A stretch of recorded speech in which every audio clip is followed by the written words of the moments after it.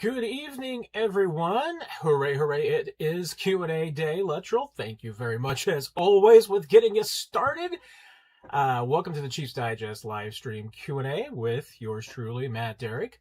Hopefully we have a temporary microphone solution that will be working for us this evening. So hopefully we don't have some of the same issues we had last week. We heard from Andy Reid on Monday, so we got a little bit of fun new stuff to talk about this week. Chiefs had some news today. Clark Hunt was on Good Morning Football and talked about a few things. Chiefs have narrowed down their process of selecting down to two companies and designers, I guess architects, technically speaking, for the design of the new stadium that will be going in on the Kansas side of the state line in Kansas City, Kansas. Alex has a great question. When will we hear from Eric Bieniemy? I can't tell you for sure, but I can tell you that I think it will be very, very soon.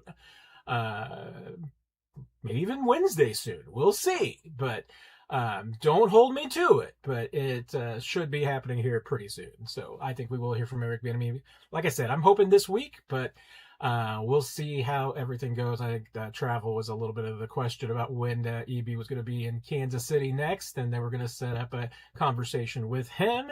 So we'll just see how that goes. If anybody wants to hear me do a rant, just ask about the Pro Football Hall of Fame voting process. I am always glad to talk about that, and or the Associated Press awards voting at the end of the season. I'm sure it's one of those awards, probably the Coach of the Year or Comeback Player of the Year. One of those two, if not both, always sets me off. So if you want to get that rant going before NFL honors, this is going to be like the first time, obviously, in like 4 years that I'm not going to be working during the NFL honors, and that's like going to be on Thursday night. Maybe we should just do a live stream. I don't know how much trouble I would get in with the NFL. Maybe I could just do it on a tape delay live stream where we talk about the NFL honors, and we'll just see how many times that I go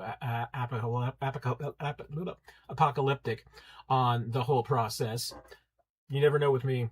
All right, I'm going to try to be organized tonight. I'm going to try to be efficient. I'm going to try not to ramble. So in keeping with that, let's just go straight into the questions. And well, like I said, maybe you'll hit a hot button that will get me off, but we're going to try and be organized tonight. We'll see how that goes. Weston, do you see the Chiefs sticking with the same number of picks or trying to acquire more draft capital? I think the Chiefs are going to definitely try and acquire more draft capital. Right now, as we understand it, the Chiefs have 6 draft picks, 1 in each of the first 4 rounds. I believe it's still their own in the 5th round, and then they should have another pick, compensation pick for Justin Reid in the 5th round. I think, and I know, I guess I can say that I know Brett Veach would like to have more than 6 draft picks. The 6th pick in this year's draft, they traded for Joshua Uche. The 7th round pick went for Peyton Hendershot, and I believe that I'm trying to remember for sure. I believe that the Hendershot one might have been a conditional pick, but I believe the conditions were met with that. Usually Spotrac, I know they've got them listed with the 6 draft picks, and those are the 6 that they have. They're pretty good at tracking that. And even with picks that are conditional, they're usually pretty good with that, even if we don't always know what the conditions are. Usually you know whether or not a player was on the team long enough or played enough to make those conditions. But yes, and there's a lot of ways you can pick up more draft picks. Obviously, moving back is one of them. Moving back from the 1st round pick and number 9 overall, I know it would not be everybody's first pick, but that is a great way to pick up a lot more new picks. So I think that would be absolutely option number 1. You can move back at any time and pick up an additional pick, and that's not the worst thing in the world. Obviously, you can pick up additional picks by trading a player, and I do believe that you're going to hear a lot of conversation in the next couple of months about the idea of trading Trent McDuffie. I don't think you're going to hear a lot about Chris Jones. I don't think that he's on the trade block, and I don't think he would get much on the trade block. there are other players, and if you've got anybody, let me know. I mean, if you think that there's somebody that else on the roster that could bring back some draft capital, we can talk about it and see. I know another name that gets mentioned a little bit is Rashee Rice. I don't know if you can sell Rashee Rice right now at this low of a point. Obviously, with another off-season question involving him, that's an issue coming off of what was really an underperformance over the last 11 games of the season and an injury at the end of the season with the concussion. I mean, it's a low point. You're selling low with Rashee Rice. I don't think that you would get a very good offer. And considering that the Chiefs believe that Rashee Rice is a number one caliber receiver, you're not going to get anywhere close to value on Rashee Rice. So I think that would be a tough one. But yes, if you ask me right now, Weston, will the Chiefs draft 6 players? I'll tell you what, you put the over under at 7.5. I think I'm still taking the over. Actually, I'm definitely taking the over at 7.5. I might start to have some questions at 8.5. 9.5 might get a little dicey too, but I don't think the Chiefs are coming out of the 2026 draft with 6 or 7 players. I think they're going to have at least 8. I think they're going to make some moves to try to acquire more draft capital along the way, and honestly, I mean, they will take more picks every single year. I mean, if moving back means that maybe they get a pick this year and a pick next year, totally fine with that. I think they would be comfortable. And with Brett Veach, sometimes it's all about just the spots that he's moving up to. He will look to squeeze value out of any draft position that he can. Davis, have you heard of a team doing a Q&A with media on public thoughts on the team or fans' point of view? If you not think it would be a good idea. Good question. I mean, doing a team doing a Q&A with media on public thoughts. I mean, I guess you're thinking about like the team just doing a Q&A with reporters, with members of the public. Feel free to kind of expand or clarify on that. I saw your other comment there about questions. I'll get to that one here in a second. But yeah, I mean, I'm trying to think about this in kind of maybe both regards. I mean, the team doing a Q&A with media on public thoughts on the team, or from the fans' point of view. I mean, I think more fan engagement, period, for everybody is good. I mean, that's one of the reasons why I actually enjoy doing this. I mean, I would not do this Q&A and let it, and ramble on for 2 or 3 hours sometimes if I didn't enjoy it. I mean, sometimes it's taxing, I'll admit it. That's probably one of the reasons why I ramble from time to time and everything like that, though. It's just, I do have fun. So you all of you guys and gals, all keep it interesting. And I'm genuinely growing to enjoy this as much as I had a lot of nervous apprehensions when we started this whole thing. It's become a lot of fun. Yeah, I mean, I think if, and I guess, it seems like a while ago. I mean, it almost seems like an early internet thing with, and, you're saying with reporters in a private setting. Okay. That actually helps clarify it quite a bit. And, I think you're right. I mean, I do think there's a lot of teams that make some bad choices, and and some teams, I'm going to speak in that term, so I'm not speaking specifically about the Chiefs. I'm not trying to bash the Chiefs and their public relations or some of their thought process, because some of the decisions that are made are out of over the heads of public relations, and sometimes it's other departments that would be controlling these things, or other people up the chain. So I'm going to probably speak, a little royally here in just regards to NFL PR departments in general. Yes, I will say, we have had private discussions with the Chiefs about things that, as media members, that would be good for us.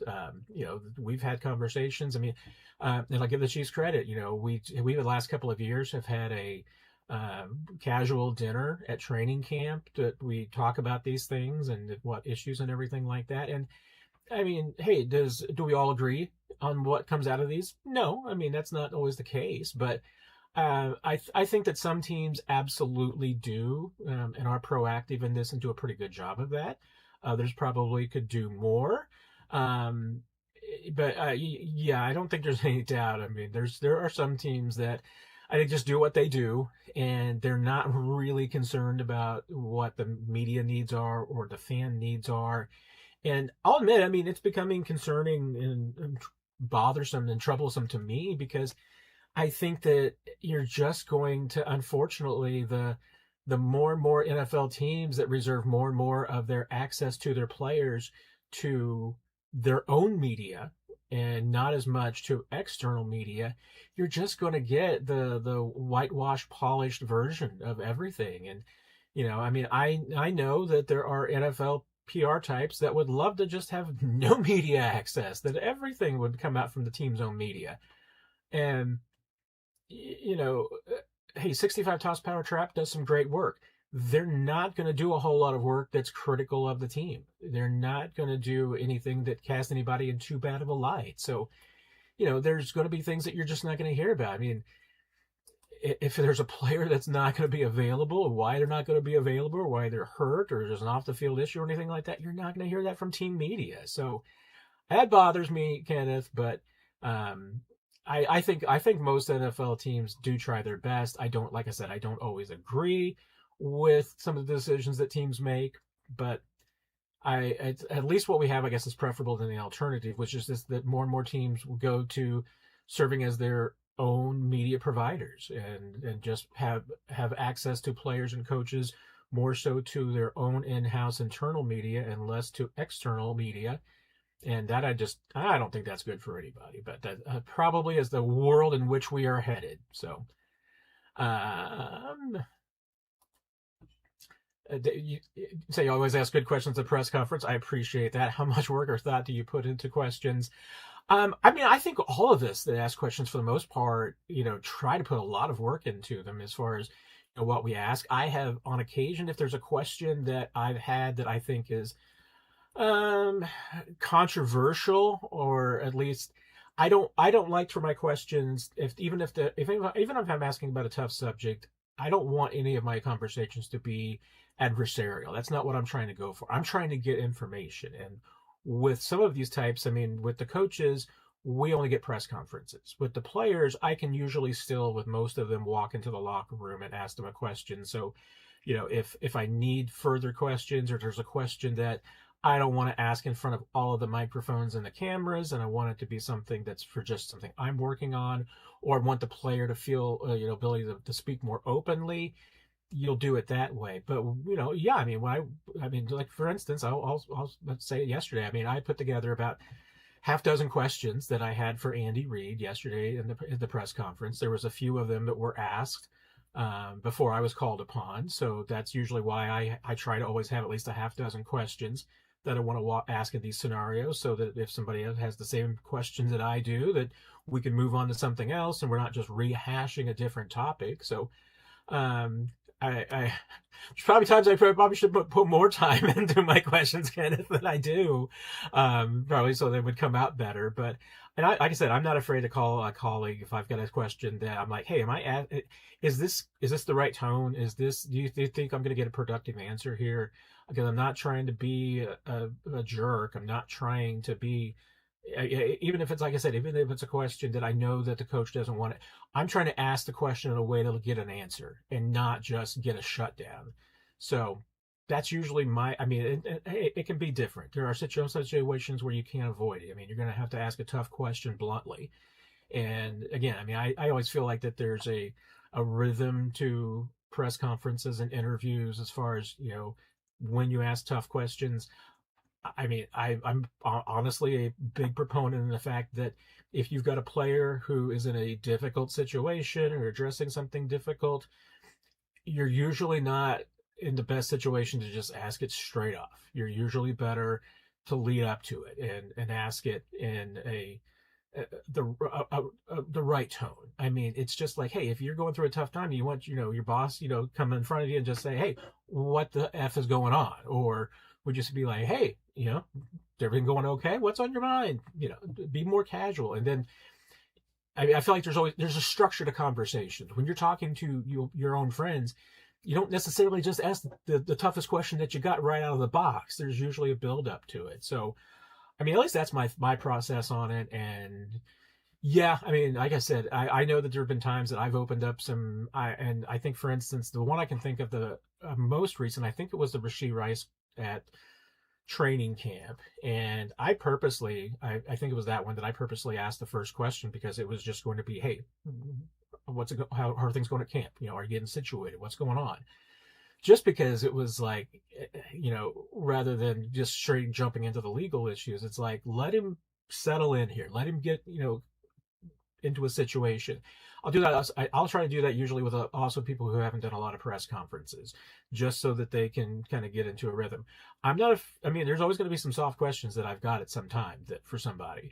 My list of, questions I'm going to have for Andy Reid on the press, I'm going to have a half dozen questions for Eric Bieniemy tomorrow. Some of them may be soft, some of them may be hard. If I get called on early, I'll have a different idea about which question that I want to ask. If I get called on 10 minutes in, I'll have a different line of questioning that I may have, especially depending on how the tone has gone. So, I do try, Kenneth. I try to put some thought process into just, how other people have asked them questions, what needs to be followed up on, what doesn't, what do I think needs to be asked. So try to make the most of it. I hope it works. I appreciate the compliment. Thank you. I appreciate it. Very kind of you to say. I hope that comes across that way. There are always going to be people who think that you can be tougher, and I probably should be tougher at times. And I will say I do. If we've got people that only appear at press conferences, I'm not afraid to ask them the tough questions. I do think that, if it's a player or someone that I can talk to off the podium, I'll oftentimes ask them those questions off the podium because I think you get better answers. But Daniel, what's your take? Do you think Matt Nagy was intentionally not re-signed, or do you really think that Andy Reid thought he would get a head coaching job? Seems sketchy, LOL. I'll be honest, Daniel, I don't have the best read on this right now. Everybody is kind of saying the right things that, it's, no, it's not you, it's me. Mutual breakup, all of these things. It's very rarely mutual, so I don't know if I can sign off on that completely. I think that the timing was interesting about how all of this went down because, remember the story about Matt Nagy's contract being up at the end of the year when that came out in December. Hey, certainly at the time it felt like that was the Matt Nagy side of the equation, not necessarily Matt himself, but his representation or somebody on his camp and his team, letting that be known so that, that everybody knows that he's a candidate for jobs out there, why he's looking for a job.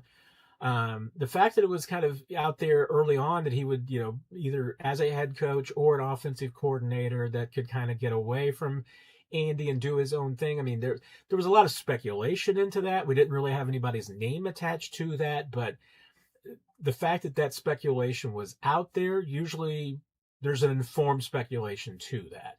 So can I say, for example, that, hey, back in December, Matt Nagy and his representation had already made the decision, hey, we're going to go for a head coaching job. We're going to go, if not, you can always get another OC job, but you need to get away from Andy Reid because right now you're taking all the blame and getting none of the credit.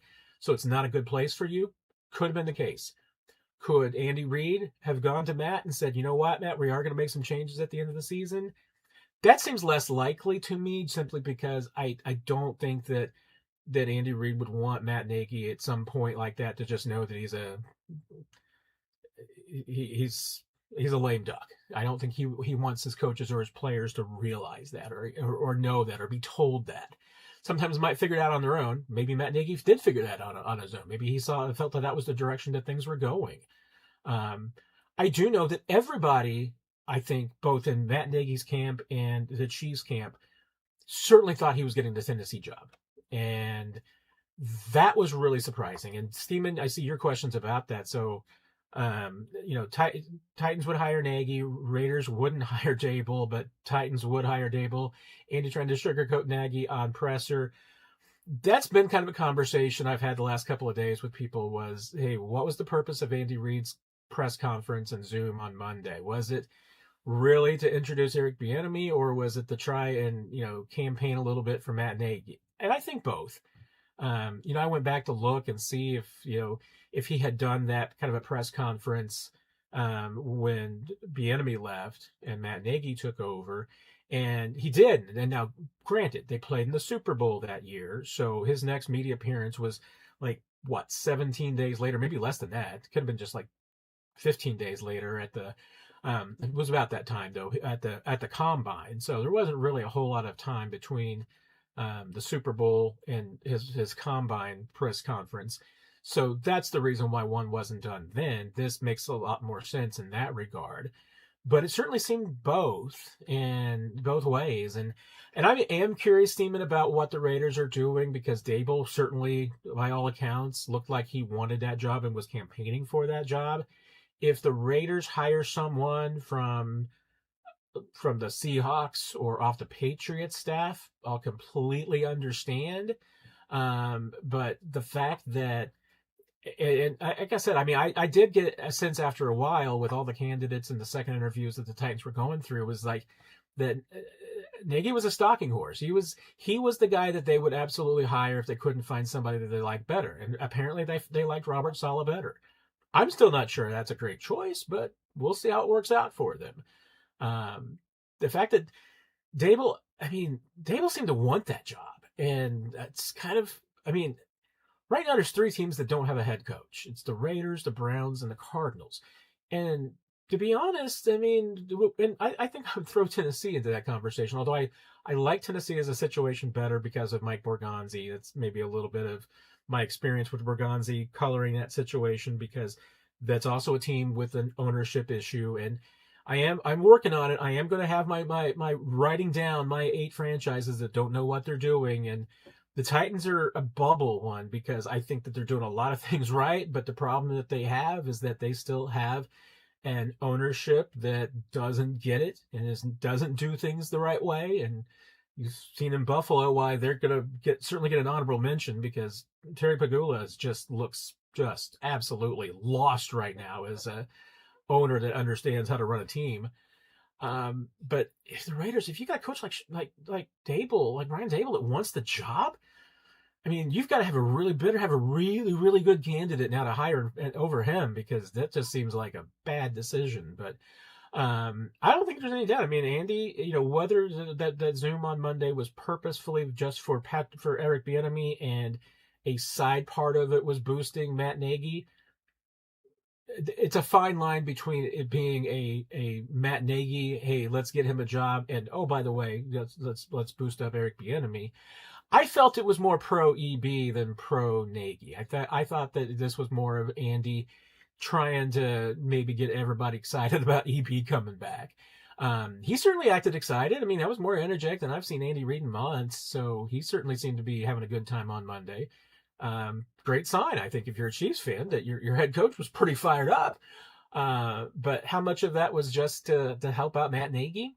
It's a good question. I don't know that I have a firm answer on that, because I mean, I don't think there was any doubt. That was an element of it. Was it meant to be that, or just Andy Reid just knew that he was going to have the opportunity to do that and wanted to try and help out Matt? I think that was just the benefit of it. I mean, I think he saw it as twofer. I mean, it was certainly a talk about Eric Bieniemy, but I think he also wanted to kind of promote Matt Nagy. I mean, because if Matt Nagy doesn't get an OC job, even it's gonna make everybody look bad. It's not gonna be a great look for Matt Nagy. Honestly, it's not gonna be a great look for the Chiefs either, especially since now he's gonna be unemployed, and if they're not bringing him back in some role. I mean, even bringing him back in some role is still a demotion from offensive coordinator. So I don't know. I don't know what you do if you're Matt Nagy in that situation. I think it's a tough place to be. Kenneth, I know the Hall of Fame will be a topic these next few days. Do you think it's possible for a player to play himself out like Russell Wilson? Interesting, because, I was starting to have a similar conversation like this today with Sir and Petra over at 810, and because we were talking about Chris Jones in particular, and and I mean, we were talking about Chris playing for other teams, or playing for other teams for very little money if it turned out down the road, and I don't know that we've necessarily seen it. I mean, I do think it taints a career a little bit. And maybe it does for some guys who are really on the border. I mean, Russell Wilson, I'd have to go back and look at the numbers. I mean, I felt like at one point he was easily on his way to the Hall of Fame, but I don't think he's played himself out as much as he just didn't kind of finish it off. Eric Bieniemy is one of those guys. I remember writing a piece about Eric Bieniemy just before the. I hope I didn't curse him, but it was before the first ankle, before the first Achilles injury, and just saying, hey, because the topic that we were supposed to be writing about was one for every NFL team, was who's the one player that's not a guaranteed Hall of Famer on the team that can play their way in. And my pick was EB, and it was like, you know what? And Eric Berry's got 2 or 3 more really good years in him. That's how close he was to the Hall of Fame. And I think the Achilles injury absolutely stole any opportunity at that. But I think he was on that course. Chris Jones, I think is borderline Hall of Famer. The rings will probably push him over the top. Russell Wilson, like I said, I have to go back and look at the numbers more. I think he's a Hall of Famer. I think that certainly seems to be the way it's going. And like I said, I don't know if it's that you play your way out, and maybe that makes me rethink how I would feel on the Chris Jones thing, because Soren's argument was that, hey, if Chris Jones goes and plays for Carolina for a year, for $4 million or something, that it's not going to taint his career or what he looks like. I mean, I do think if you go play for the wrong team, I mean, if you went to go play for the Denver Broncos for 4 years, he's ruining his relationship with Chiefs fans. But I don't know if any of the, we can talk about the Pro Hall of Fame voters and what who knows what they're going to use as their own criteria, most of them. I don't think they would hold it against him necessarily. I mean, I think you're always going to be judged by your peak and by your longevity more than the last few years of your career. I don't know if anybody's going to be able to effectively use that against him. But then again, I mean, the Pro Football voting is a Socratic process of nonsense. So maybe somebody's going to say, oh, yeah, well, Russell Wilson was terrible for 5 years. But then again, I mean, if he had retired 5 years ago, would he be in the Hall of Fame? If that's the case, then I'd probably put him in the Hall of Fame. But Alex, did the Chiefs draft a tight end early? How early would you like a tight end? I don't think the Chiefs are taking one at 9.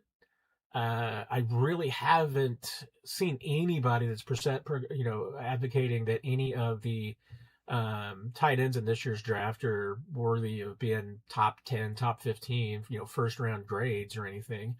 Could that be later? Yeah, I mean, it depends on what the Chiefs think of this draft class when it comes to the tight ends and where they're drafting. I mean, that's another position that, hey, if it's a Tony Gonzalez type, yeah, you're probably okay taking that guy in the first round. Anything short of, Hall of Fame tight end, I'm not probably taking it. I mean, if it's going to be, once again, if it's a perennial All-Pro, he's probably going to be a Hall of Famer. I need to feel really confident to use a first-round draft pick on a tight end because, again, there are other positions, premium positions that you really need to address in there if you can. And let's remember, Chiefs, they drafted Tony Gonzalez in the first round and it never got him over the top, even though that was the pick that they were hoping would get them over the top. I do think, tight end is one of those positions that you address. If you address it in the second or third round, that's going to be usually a productive player for you if you get that decision right. I mean, Travis Kelce was the first pick of the third round. So that's not too early for me to draft a tight end. I wouldn't take one at 9, but especially if the Chiefs draft, were to trade back Alex, then yes. I mean, later on, second, third, fourth round, I would have. And honestly, if you're day 3 and you're picking a tight end, no problems there. But second round, depending especially what you do at 9, would affect me. If you trade down from 9 and get more picks, I think that would make even second round still more consideration. And we're assuming that there's a tight end there that the Chiefs would like to get. Scott, with EB's experience with running backs combined with a young, promising Brashard Smith here already, does that drop the chances of a running back in rounds 1 through 3? Um, I don't know if it drops it a whole lot, because I will be very interested, and that's a question that I know is going to come up when we get to talk to EB, because if somebody else doesn't ask it first, I will definitely ask it, is to ask EB what he's seen of Brashard Smith so far, and I imagine he's watched some film already. I would be interested to see what his opinion is. I was really concerned with Andy Reid's answer near the end of the season when asked about whether he sees Brashard Smith as a running back or a wide receiver going forward, and the answer was both. That's a concern for me. So I think you'd like to see a commitment one way or the other. And if the Chiefs, here's the thing. I mean, Brashard is, I could be wrong. I just don't think that Brashard Smith is like a definite number one running back. I mean, I would be interested in seeing him as a running back with a few more pounds on him, to see just what that would, do to him strength wise, especially in between the tackles. Right now, he looks like, high end possibility as a number 2 lightning kind of back, somebody who can run some outside zone, somebody who can, if you can get him a hole open, that he can hit it hard and make somebody miss and break off a big run. He's not going to be dragging tacklers. That's not the kind of runner that he is.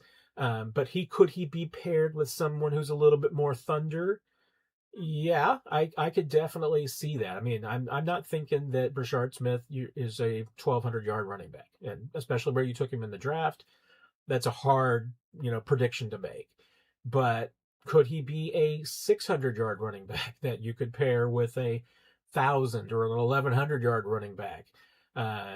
Yeah, I mean, and that's what, I mean, a lot of the NFL's success right now. I mean, that's what Seattle is. That's what Seattle is with Walker and Charbonnet. I mean, they're a team where Walker's the primary back, and Charbonnet gives you a little bit different flavor, but together they're going to give you 1,800 yards. I think that's where the Patriots are headed with their backfield. I mean, I think Trayvon Henderson is going to be a 1,000-yard plus back. He was almost that. I think he had 900 plus this year.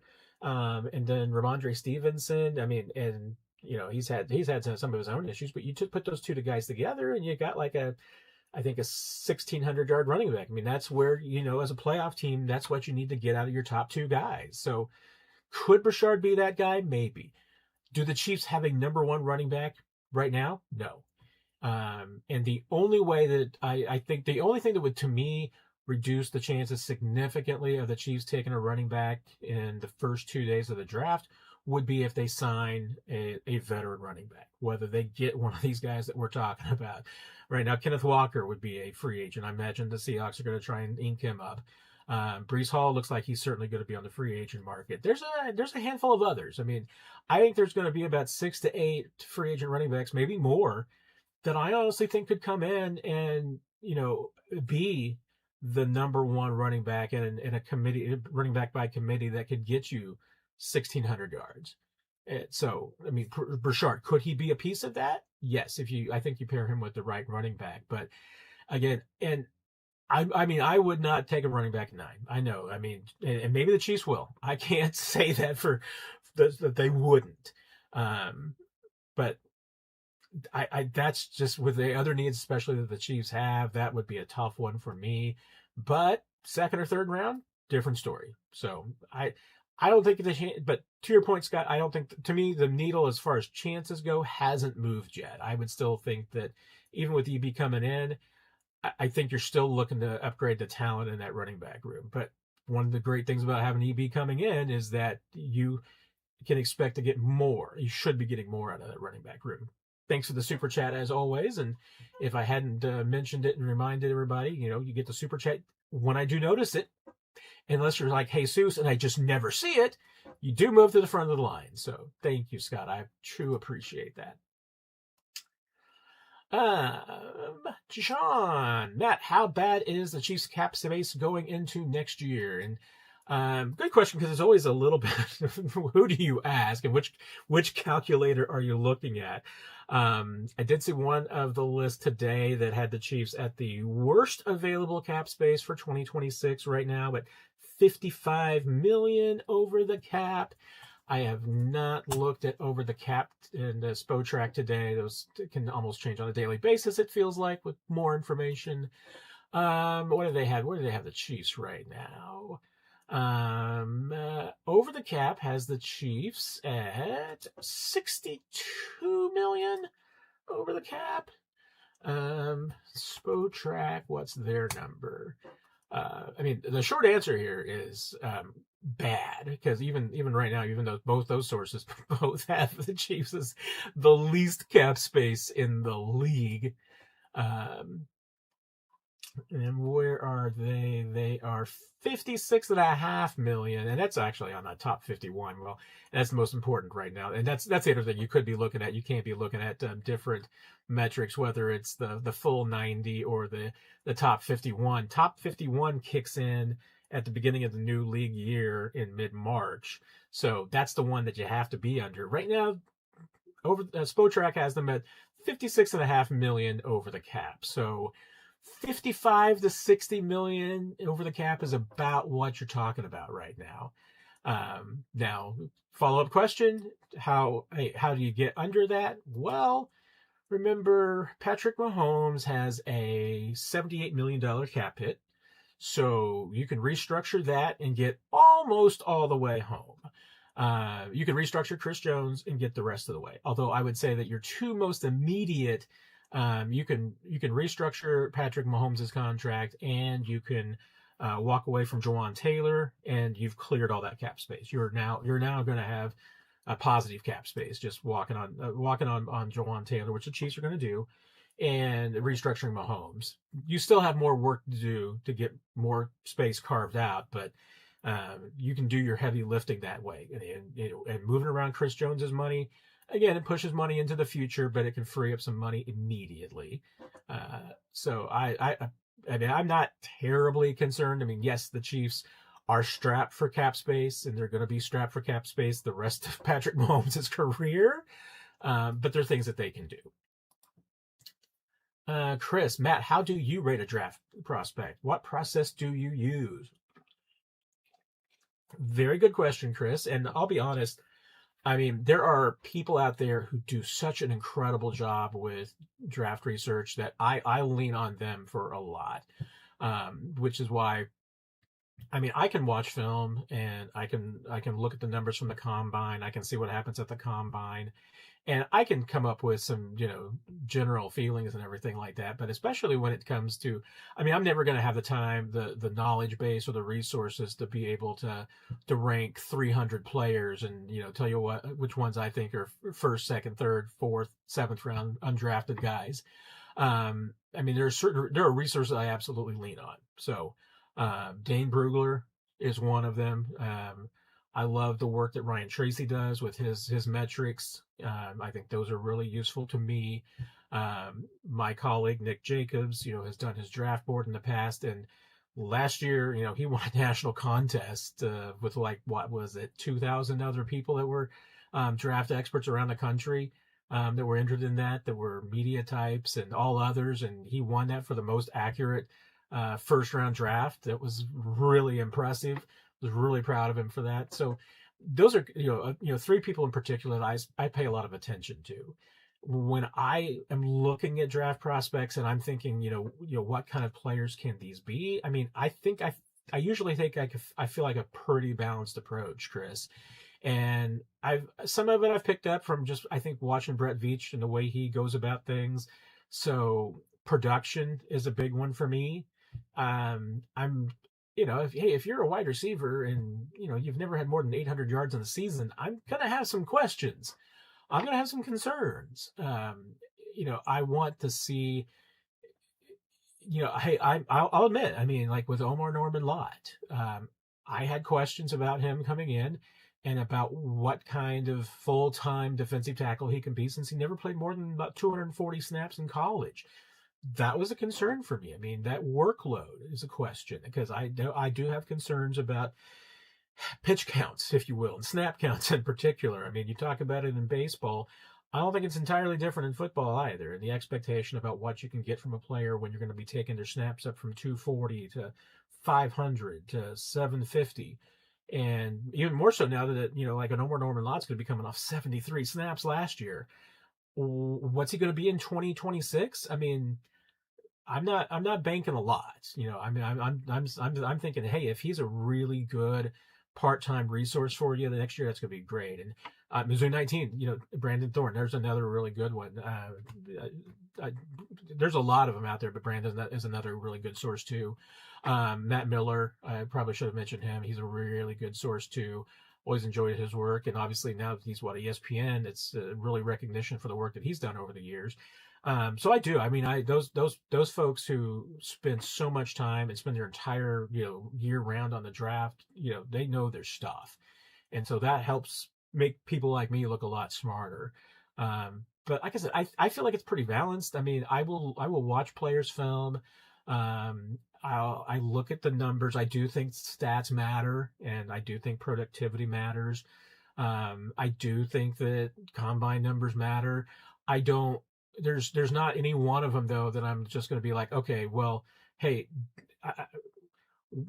Xavier Worthy is a good question, and this is where I feel like that. Hey, NFL scouts are going to get it more right than wrong most of the time, because Xavier Worthy, my concern about Xavier Worthy was that he did not have the frame of a typical NFL wide receiver, that he was a good 15, 20 pounds lighter than he probably needs to be, especially at his height, because he's not the shortest guy. He's not the biggest guy, but he's taller than you think. I mean, he is taller than Tyreek Hill. I mean, if you put them two together, I think I think their measurements are listed about the same, but and I have to go back. I always forget about what Tyreek measured in at his pro day, because he didn't go to the combine. So pro days are usually accurate because scouts are doing them, but I want to say that there's like legitimately an inch or two difference between Xavier Worthy and Tyreek Hill, and he should be at least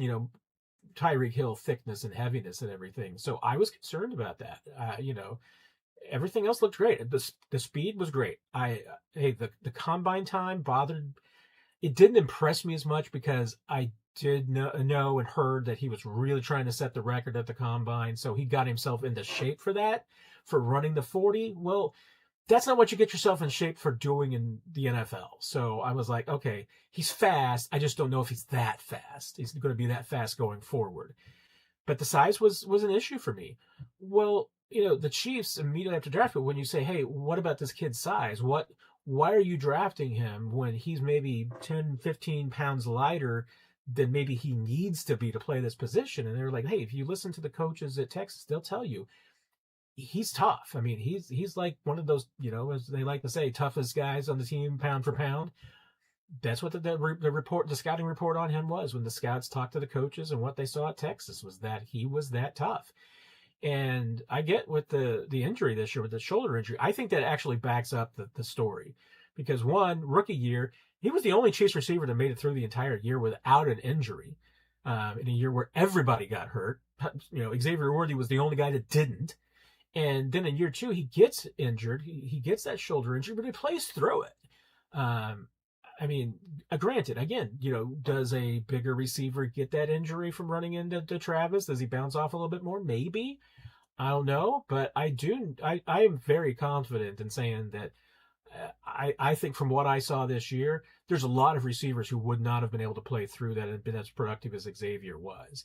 I get he didn't have the year that anybody wanted him to. He didn't have the year that he wanted him to. I'm not holding it against him, because I think that injury was an issue.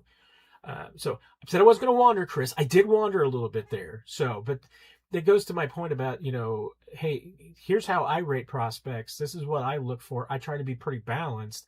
The one element that I don't have that NFL teams are really good at getting are those, that they go into these colleges, they talk to the coaches, they get these scouting reports from behind the scenes, they get that extra information, and sometimes they use it in good ways and sometimes they use it in bad.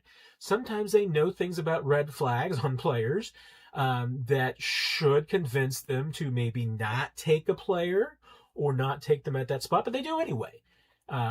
Sometimes they get information on red flags that they overblow and, make mistakes on. So it's not a perfect process, but that's the one piece of information.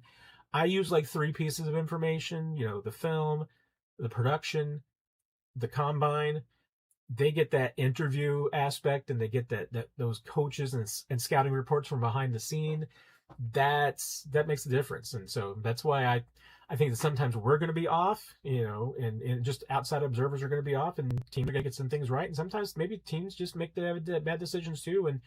And we're right despite the fact that we didn't have the interviews and everything behind the scenes, because sometimes the film and the numbers tell a story. Oh, and then, Chris, you want to really get me off track with the Bill Belichick and the Pro Football Hall of Fame. I will say this, since EB's back in town. I'll steal one of EB's phrases. I retweeted this, so if you go over to my account, you can see the explanation from Mike Sando, who is a Hall of Fame voter and was backing Belichick. So far, I think it's fascinating that all of the Belichick voters are making it very clear that they voted for Belichick. I'll be interested to see if 40 of them all come out and say they voted for Belichick, which will mean at least one of them is fibbing. But there are possibilities in the once again, absolutely insane ways that the Pro Football Hall of Fame decides to select its members. They have a different process for the different groups and the different classes. For the modern candidates, they've got one process. For the seniors in category, they've got a different process. And for the group that like Belichick was in, they have a process where you have 5 candidates. Everybody, I think there's more than 5 candidates. I was thinking that it actually, because I think when someone was describing it, they can elect 1 to 3. I guess they have more than 5 candidates. I don't remember how many candidates they are voting on.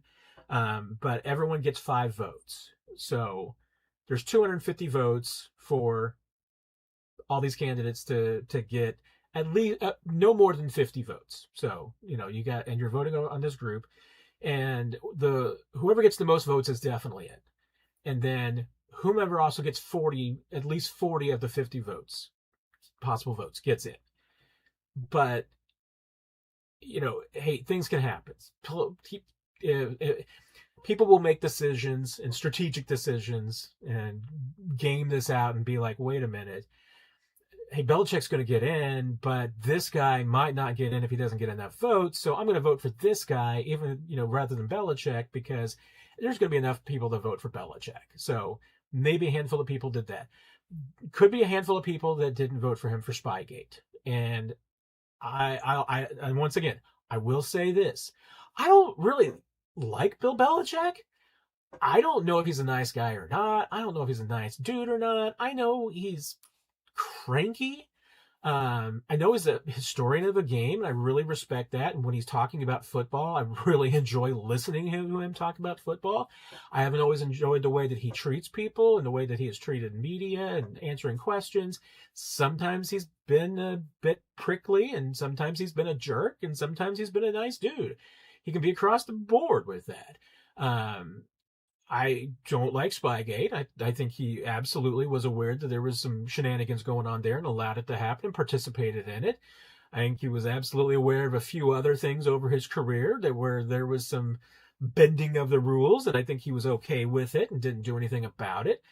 I've got some problems with him. And like I said, he's not soft and cuddly, so I'm not like rooting for him. But I'm going to look at his resume and say, yeah, this guy belongs in the Hall of Fame. And, once again, first ballot or second ballot, it shouldn't really matter to me. And the way that the Pro Football Hall of Fame, the way that they that committee structures it, with some voters feeling that, you have to wait so long before you go in, as though, once again, the Baseball Hall of Fame, I know, has this problem too, where like apparently you get better over years. I can see some people's resumes aging better than others as, over the years. Obviously we understand more and more about the metrics and numbers, and so maybe that might change some people, although I think that has more to do with players who played like 50 years ago more than it does with guys who played 5 years ago or coached, 5 years ago. But I mean, Super Bowls alone. I mean, you're going to put this guy in the Hall of Fame. So some people vote for him. Here's my only problem is if you didn't vote for him for Spygate, because there's no morals clause for the Pro Football Hall of Fame. This isn't the Baseball Hall of Fame. Baseball Hall of Fame has a stated morals clause, which is that, for upholding the integrity of the game. And so, therefore, if you don't want to vote for a steroid user, or you didn't want to, put in Shoeless Joe or Pete Rose or anything, you have a legitimate case to back up and make it, because there's a specific policy for that. In the NFL, and I should say the Pro Football Hall of Fame very clearly states that it's what happens on the field. Doesn't say there's no moral clause, but says that's the way that players should be strictly judged, and coaches and players should be strictly judged by what happens on the field. So, I mean, other players Charles Haley got kept out of the Hall of Fame because, certain media members thought that he was rude and crude and obnoxious and, inappropriate and all these things. And I mean, okay, he was all these things, but it didn't really matter what happened on the field. And to my knowledge, none of the voters who did not vote for Bill Belichick, none of them, to my knowledge, has advocated taking O.J. Simpson out of the Hall of Fame. And he's still in there, and they're not going to take him out. So I feel like if you're not advocating to take out O.J., then you really shouldn't be saying, oh, what, Bill and Spygate's a bridge too far for me. I can't put this dude in the Hall of Fame. And this is somewhat hyperbolic, but here's the other problem with the Pro Football Hall of Fame. I would not be surprised if there's at least one, if not more, that voted to put OJ in the Hall of Fame that's still on that committee. Because, I mean, pretty much the only way you fall off that committee is by death. And I'm not saying that there aren't some good voters on there who are older. I think that there are some good voters on there who are older. I think there are some good who are younger. I think there's some terrible ones who are younger. I think there's some terrible ones who are older. And the fact that the process is just not transparent, that they don't tell us, who voted for whom. Baseball, is fairly transparent now. I mean, they do make those. I don't know. That's still strictly voluntary about making those voters public, that they're all now public, but everything for the Hall of Fame takes place behind the scenes, which is, again, we're saying here too, we're basing this on the fact that we believe this because sources have told ESPN that he's not going to make the Hall of Fame. The Hall of Fame keeps everything behind the scenes secret anyway, so we're not going to know until they announce the class. Maybe this is all just, getting us all fired up for nothing, and next week we're going to find out I actually made the Hall of Fame. I don't know. But it's a crummy process. It's stupid. I have respect for very many of the Pro Football Hall of Fame voters. I have no respect for the process. If I were ever asked, and I doubt that I will ever be asked, but if I were ever asked to join that committee, I'm not sure if I would, just because I don't like the way that they go about things. And yes, if I ever got asked, I probably would say yes, so I can try and change things from the inside, but I would also, I'm sure, get kicked off because I would not follow their insane rules that you're supposed to follow for not revealing what happens in the selection process, especially with the modern candidates. And I think that's just a bunch of garbage too. And the fact that the only reason that Terrell Owens is in the Pro Football Hall of Fame is because the late, great Terez Paylor dragged him into the Hall of Fame. He had to drag that committee into the 21st century to get Terrell Owens in that Hall of Fame, because had he not presented for him, had he not stood up for him, had he not answered every single question about Terrell Owens, that dude was not making it into the Hall. He got him in there with his presentation, with his understanding of history of the NFL, and tutoring that committee on their responsibilities. And I mean, I'm so happy for Terrell that Terez was in that spot at the right time to make it happen. So that's my 2 cents for now. So, thanks, Chris. You hit the hot buttons there, so we got it. We got it out there. Patrick, I know it's hard to say 100% what they will do, but do you think they will extend Jawaan Taylor to free up his cap rather than cut him solely to not create a need at right tackle? I am as sure as I can be. I mean, I'll say 99% because once again, I always say never. But Jawaan has just the 1 year left. This was designed to be an out year for him anyway. He's got $7.4 million in dead cap space, a few thousand under that. I think 9,000, well, 8,000 and some change under that, but $7.4 million in dead cap space. You can save $20 million in savings by walking away from Jawaan. And I'm completely certain that will be the case. I mean, even at the end of the season, when the Chiefs were talking about their offensive line for next year, they were talking about Josh Simmons at left tackle and Jalen Moore at right tackle, because they're fine with that. They like that approach. I mean, with those two guys at tackle and with Kingsley, Creed Humphrey, Trey Smith on the inside, the Chiefs are happy with that. And I think they're happy with some mix of what they've got at backup. I mean, if Esapole is their fourth tackle, you still have Wanye around. I mean, you can always keep Wanye around.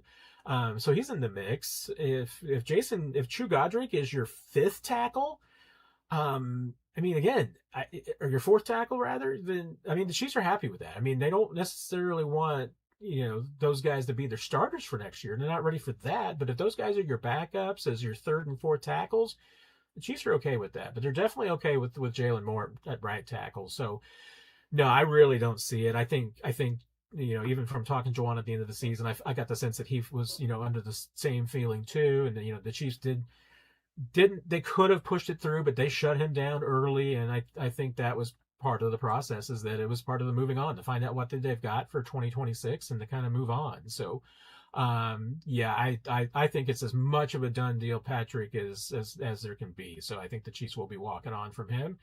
I mean, again, those things don't usually get announced until March, but I do think that the Chiefs will be making that move. John, will we see any more coaching changes? Wasn't happy with the performance with the O-line and thought that Andy Heck would be on the hot seat. Is Andy Reid too loyal?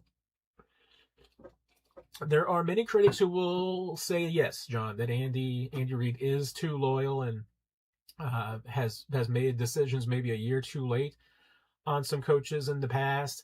I'm with you. I mean, I do think that they need to take a hard, long look at the performance of that offensive line. I did not see the changes in 2025 that they knew that they needed to make. There's been some development issues. There's been some questions in the run game, all of those things. The way that Andy talked with us on the Zoom on Monday, I certainly got the sense that Andy Heck was mentioned specifically as one of the guys that EB would be working with, that it certainly seems like that he's gonna stick around. So the only thing I think that could possibly play into that would be if Matt Nagy does get an offensive coordinator job and he wants Andy Heck, and Andy Reid's like, yeah, if Andy Heck wants to go somewhere, he can go somewhere, and we'll go get our guy. That could still happen. I mean, there's still a lot of offensive line coaches out there, even with the teams that have hired head coaches and coordinators, they're still putting together staff. So there's options available out there. I think there's some really good coaches at the college level too that could be options. So, I mean, I'm getting closer and closer, John, to believing that this coaching staff, the coaches that are in place, but not 100%. So I do get the sense at this point that there's not going to be any more losses unless it's a coach retiring or moving to another team on their own volition. But right now, I mean, it looks like that everybody else is intact. And again, even on the defensive side, Joe Cullen's a candidate for the Ravens for their defensive coordinator spot. So there could still be some coaches that get hired away. And like I said, even, go to other maybe more lateral jobs or partly. I mean, if Andy Heck got after a run game coordinator with Matt Nagy somewhere, I mean, that would be would be an upward move. So it can still happen. But I mean, like I said, I'm just getting more and more of a sense that this coaching staff is in place. Alex, could Hollywood Brown still return, or are the Chiefs done with that route? Um, I think he could still return. I don't think it's a high probability. I think that it just never seemed to get out of neutral, even when Hollywood was healthy. I think if you're the Chiefs, what you're asking, I think yourself is about Hollywood is Hollywood a different player if he's got different coaching? Is he going to be able to do something different for you? Because he was healthy. I mean, he played 16 games last year. There wasn't really any reason why he couldn't perform. I mean, and he had 587 yards. And that's I mean, he's been the kind of guy that he is for the last 5 years. That my point and my concern about Hollywood at this point is that I think that the die is just cast. He is who he is. I mean, and looking back on Hollywood and seeing what 24-year-old Hollywood, which 1,008 yards was his career high, thinking that is still who Hollywood is just, it's not the case. He's not that dude anymore. And I think that the Chiefs were thinking to themselves, hey, this is a guy that can come in and be Tyreek, or at least Tyreek light. But he's not. And so he's going to be 29 this year, way too close to 30 for, a receiver in my book whose game is, predicated on speed. But he just didn't do the things that you need a receiver to do in Patrick's offense. And by and large, again, Patrick's not different from a lot of other quarterbacks, unless you're a guy that can get open, like Tyreek was, where, Tyreek could get open, you throw the ball to him, and it doesn't matter. I mean, nobody's going to catch him, or he's so open that nobody's going to catch up to him. You watch these playoff games, and you're seeing it. I mean, Puka is one of those guys. Cooper Kupp can still be one of those guys. Jackson Smith and Jigba is one of those guys. There's guys that can just get open. And you didn't see that with the Chiefs this year. You didn't see it with Hollywood, the last 2 years when he was healthy. I just don't think that I don't think he's the receiver that the Chiefs were hoping he was and still was, and might not have ever really been that receiver. I mean, at one point he was a good deep speed route guy, but it's just not who he is. So I would be really surprised if he's back with the Chiefs. I think they're ready to move on and go for different options at this point. Hey, Nikki, good to see you in here. Chiefs Nation, do you think the Chiefs will try to make the running game better, or will they just get fill-in players like the last few years? I definitely think they're going with a different route this year. And I say that even though, like I said, I mean, if you went back to last July and August and asked Brett Veach, what were the options for this team? What did they need to be a better team? I mean, he would have told you that they needed, another edge rusher. They needed a defensive tackle. They really could use another corner, and they needed a running back. That's where their deficiencies were. And the problem is that they just didn't have the resources to go out and get any of these players. They didn't really have the resources because of some moves that they made, and they were not necessarily huge moves, but let's face it, going out and trading the 6th round pick for Josh Uche, using a 7th round pick to bring in Peyton Hendershot, didn't work out. They weren't big moves, but those were three-peat moves. These were little tiny things that Brett Veach was doing to try and just tinker with the roster, even turning over number 53 on the active roster. Even making those little moves, even trading out guys on the practice squad, everything that they did last year was for three-peat. If they kept they certainly kept some players that were making a lot of money that maybe they should have gone in a cheaper option, but they felt like that rather than saving money, rather than saving some cap space to maybe kick into future years, they were better off. Let's stay with this route, because we're trying to three-peat. They put everything. They put draft picks they put salary cap, they put energy, they put time, they put money. Everything was into the three-peat. So they discussed. I mean, and you know what? I mean, again, I think Brett Veach made the right decision in the long run. I've thought about this a lot of different ways, but one, you know, at the trade deadline, they could have gotten Breece Hall. Could have gotten him. I mean, if they really wanted to, they could have coughed up a third-round pick and gotten Breece Hall. Well, then they don't have a third-round pick this year. And they already right now only have 6 picks. So now you got 5 picks. You can go out and sign Breece Hall. Breece Hall, the only reason to have picked him up at the trade deadline last year would have been that Breece Hall makes you a playoff team or a Super Bowl contender in 2025. And I don't think he would have done that. I don't think he was the single piece that team needed to get over the hump. And if the butterfly's wings didn't change Patrick's injury, then it certainly wouldn't have gotten you to a Super Bowl. So you made the right decision in not doing that, because now you can just go out and sign Breece Hall and not give up any draft picks. So if you want Breece Hall, you can go get him. If Kenneth Walker hits free agency, you can go get him. There's a few other running backs. If you want to go get him, you can get him. They're not going to have a ton of money. They're not going to have a ton of resources. But no, Chiefs Nation, I think they're going to address running back. I still would be surprised if they don't address it twice. I would be surprised if they don't address it in free agency, and I'd be surprised if they don't address it in the draft as well. Because I think that they understand that it's held them back the last few years, that it's gotten to be worse and worse. And then again, had they had a better run game last year, maybe they do three-peat in 24. Had they had a better run game in 25, the season is a lot different. I'm not saying they're Super Bowl champs, but had they had a better run game, had they had a couple of running backs at the top of that group that got them 1,700 yards instead of 11, I think that's what, Pacheco, let me make sure just so I'm not pulling things completely out of my behind. But what did those two guys combine for? I overcredited them. They combined for 1,073 yards. That is at least 427 yards less than your top 2 running backs need to get you. I mean, you get 500 or 600, 700 yards more, then you're looking a lot more like the Seahawks and the Patriots than you are like the Chiefs, and that's what you need. So Brett Veach gets that. And last year he just didn't really have any resources to fix it. This year, I mean, they're still short on resources, but I think they're going to fix it.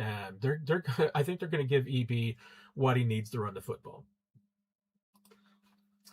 Justin's just saw a cast saying the Chiefs could pick up $30 million with simple restructuring. Is that correct in the cap space?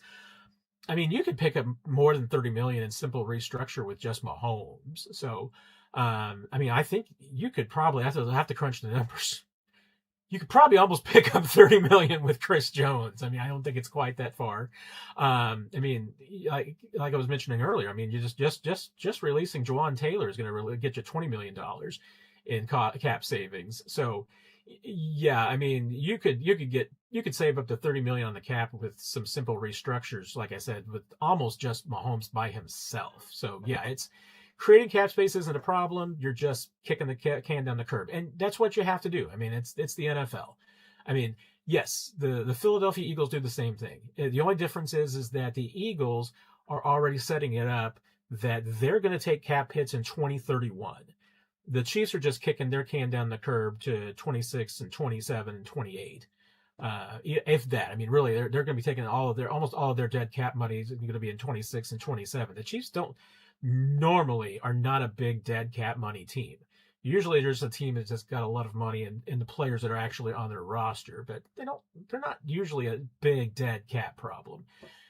That's the thing. I mean, when everybody starts talking about wanting to have, be like the Eagles and, have these contracts that you take advantage of void years, the Eagles are guaranteeing themselves that they're going to have money on the books that they're going to have to eat, after players are gone. And yes, you're going to have $7 million in dead cap when Jawaan Taylor's done. Eagles are going to have some guys that have like $30 million in dead cap when they're off the team. So, I mean, it hits everybody the same eventually. It's just, how do you want to try and keep your window open? Chiefs do it one way, the Eagles do it another. John, thoughts on Belichick's snub for the Hall of Fame? Do you think the reported reasoning Spygate is a good reason to keep him from the first ballot? A good reason to keep Brady from the first ballot? I guess we'll find out with Tom if that's going to be the case. Now, again, like I was mentioning earlier, the voting process for modern players versus seniors and coaches and that group and, court founders and all of that is a little bit different. For the modern players, it's a strict up or down on those guys. So but again, then you got to go through the whole, well, you can't have more than 7 players in the class. And, you got to make sure that so-and-so goes on before so-and-so.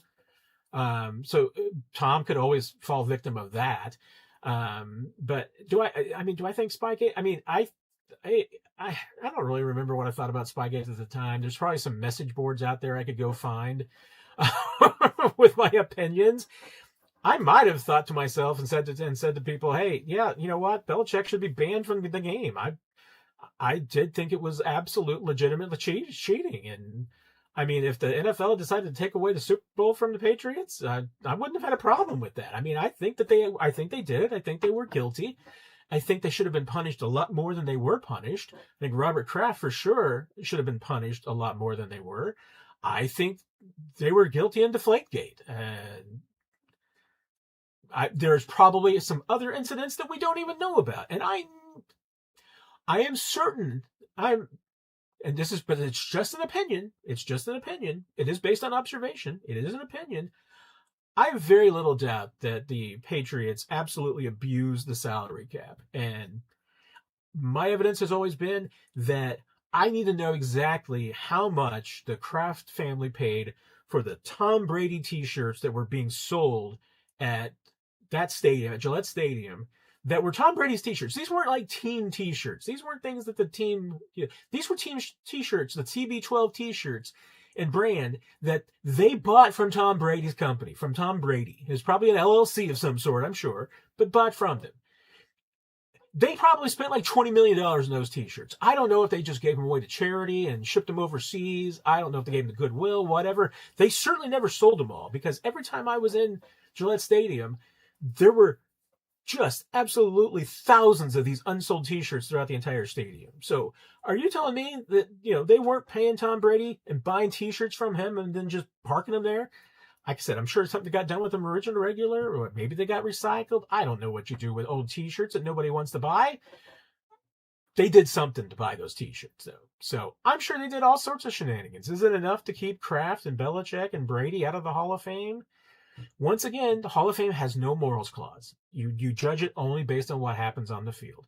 And I'll stick with that, because you know what? I have been convinced over the years, and now I'm completely blanking on the man's name, but the Chiefs offensive lineman that was up for the Hall of Fame last year, I've been convinced that he should be in the Hall of Fame. That he was probably denied because of his problems that were most likely stemming from CTE and from the horrific death of his wife. That I'm convinced that absolutely that was the cause. But look on the field, he should have been a Hall of Famer.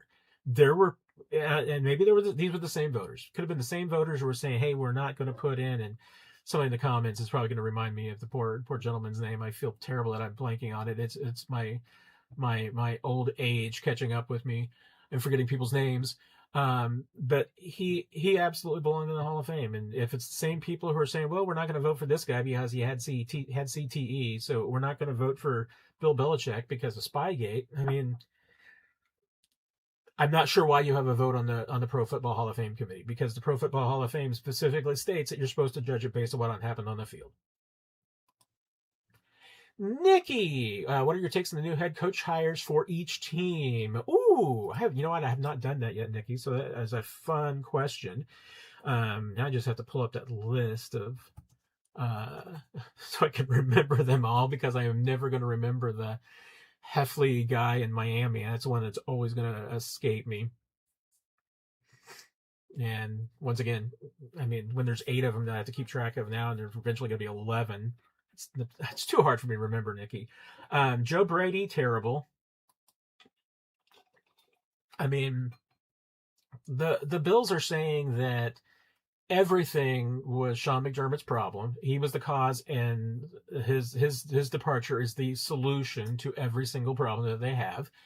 To me, I look at it and see that your quarterback thought that he had to do it all by himself because there was no other help around him, and he put all that pressure, and he tried to turn himself into Superman. Your offensive coordinator could not find a way to stop him from thinking that way and acting that way and trying to put on the cape and therefore, turning over the ball 4 times. And yet then you make that coordinator the head coach. Joe Brady might be a great caller of plays.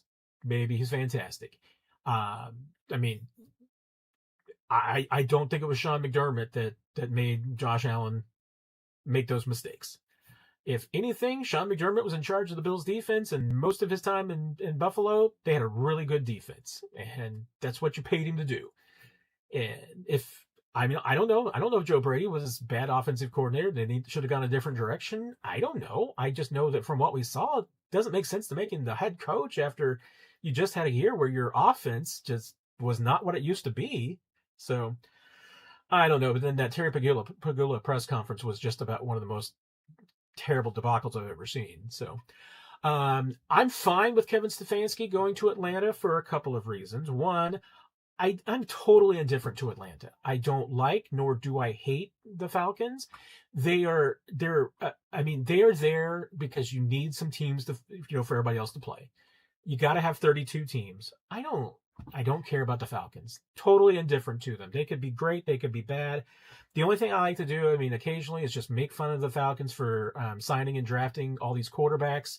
At least they're better than the Browns quarterbacks, but it's appropriate that Kevin Stefanski is with a team that loves to sign and draft quarterbacks and more than they need. But I am also glad that we're finally going to be able to settle the question for once: is Kevin Stefanski a good coach or not? Because in Cleveland, he's just seemed to every couple of years have a terrible, terrible year, which then enabled him to go to the playoffs the next season with a bad schedule and win NFL Coach of the Year, Head Coach of the Year. So I fully expect that with Stefanski, it's one of three outcomes. Either he's terrible next year, and we now realize that he actually is a terrible coach. He's going to go 8-9 or 9-8, and that's just who he is, and he's going to go 8 or 9 or 9-8 every single year. Or he's going to win 11 or 12 games, double-digit games, and he's going to be the NFL head coach for a third time. And then we won't really know anything, because then in 2027, he will probably go 3-14. So, but I'm just glad that we're finally going to settle the question for once, whether or not we need to worry about Kevin Stefanski, if he is a good head coach, or whether he just needs to go away. Ravens, Jesse Minter. It's a hire that makes sense. The Ravens do like stability. This is a guy that you could see being there for a long time if it works out. They want to win with defense. That's a good decision that could work out for them. I don't hate it. He's obviously one of the, right now, one of the hot names in coaching and everything like that as far as up-and-comers go. So I don't think it's a bad hire. The Dolphins, Jeff Hafley, it might be a fine hire. It just seems totally off the charts. The Packers defense is okay. I don't know. I'm not sold on it. But I'm not sold on anything that the Dolphins do. Until they get some real cleanup there. They need a new GM. They need a new team. They need a lot of things. It would be great for the Chiefs if they decided not to keep some of their running backs and let them go and hit some free agency, because Devon Achane in Kansas City would be a pretty interesting fit. The Giants hiring John Harbaugh, it's the one thing that could get the Giants off the list of the teams that don't know what they're doing. This is the best hire that the Giants have had since I'm going to go back to Bill Parcells. I know they've won Super Bowls since then, but it might not work out.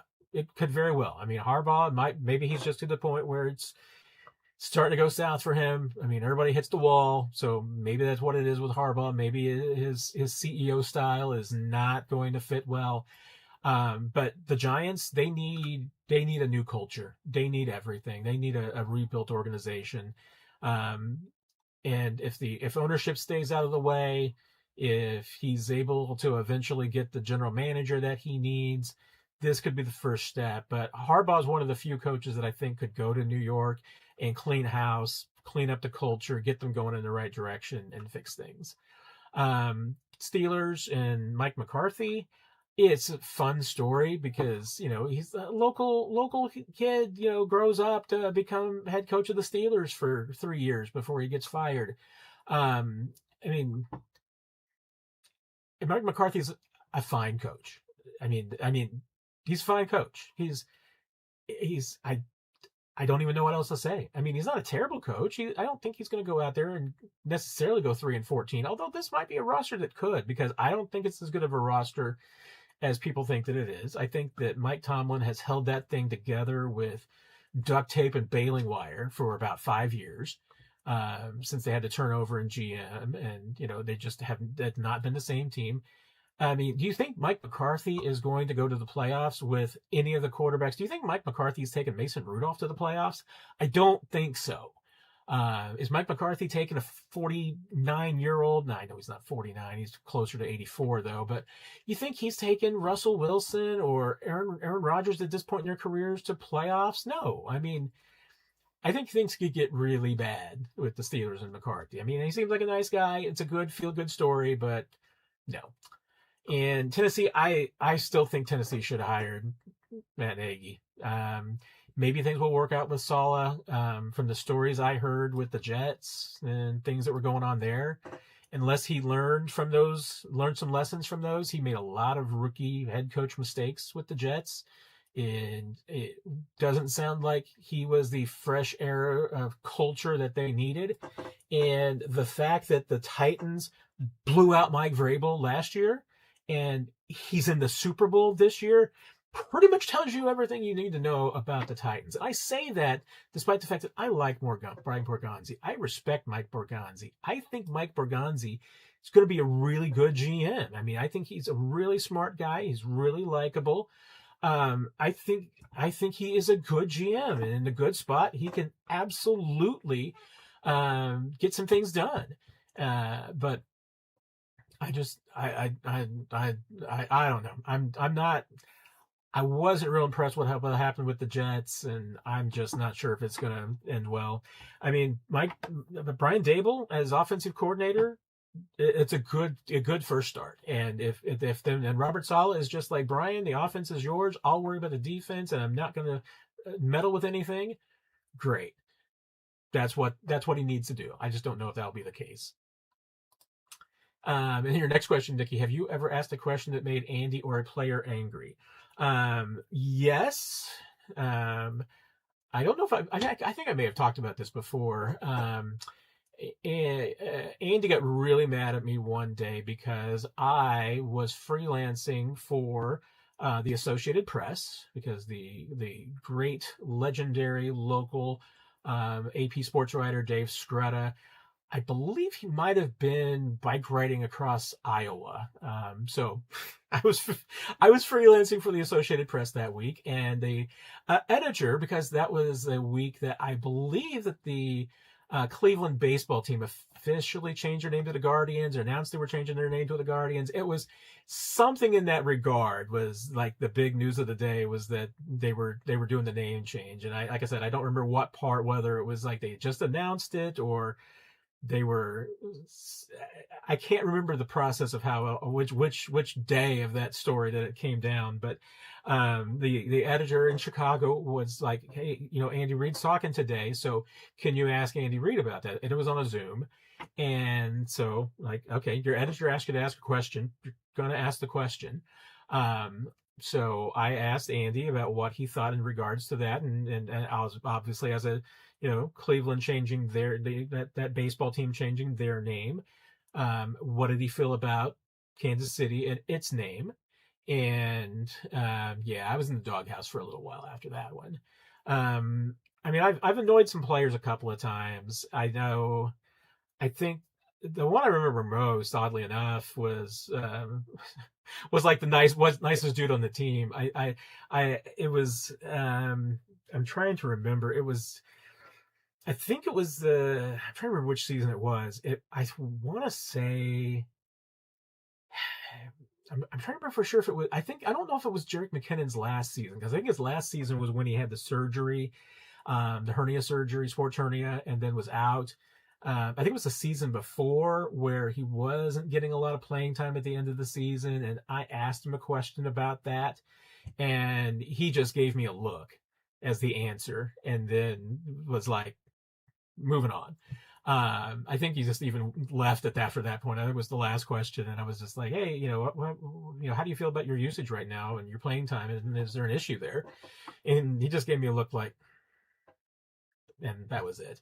But being the good dude and nice dude that Jerick McKinnon was, the next time I saw him, I just said, "Hey, I wasn't trying to get a gotcha." And I think that's one of the things that I think has, honestly, I mean, I think it's one of the things that does play into my is that players know that I'm not that dude. I'm not trying to do gotcha questions. I'm not trying to set them up. So I think players do respect me for that. That I even when I ask tough questions, that they appreciate where it's coming from, and I'm trying to be sincere. I'm trying to be honest, and that I'm not trying to just get them in a soundbite. So. There was a question I asked Chris earlier this year, Chris Jones, and I thought that he kind of sounded like after the answer that he just wasn't too pleased with me, and I just went up to him afterwards and I was like, "Hey, Chris, I mean, here's why I asked the question," and he's like, "No, it's all cool. No, don't worry about it." And I mean, I'm not like terribly concerned if I do upset anybody, but it's like I'm not trying to make things adversarial. And so I think players do respect that. And that's why they, I don't, to my knowledge, I've never really gotten sideways with anybody. I mean, like I said, I may have been in the Andy Reid doghouse for a little while there, but we're good. So, what, I miss dog petters, although oddly enough, I saw Jesus's. So, we're at least improving here. That's very kind of you, Dog Better. I truly appreciate that. You're very kind to do that.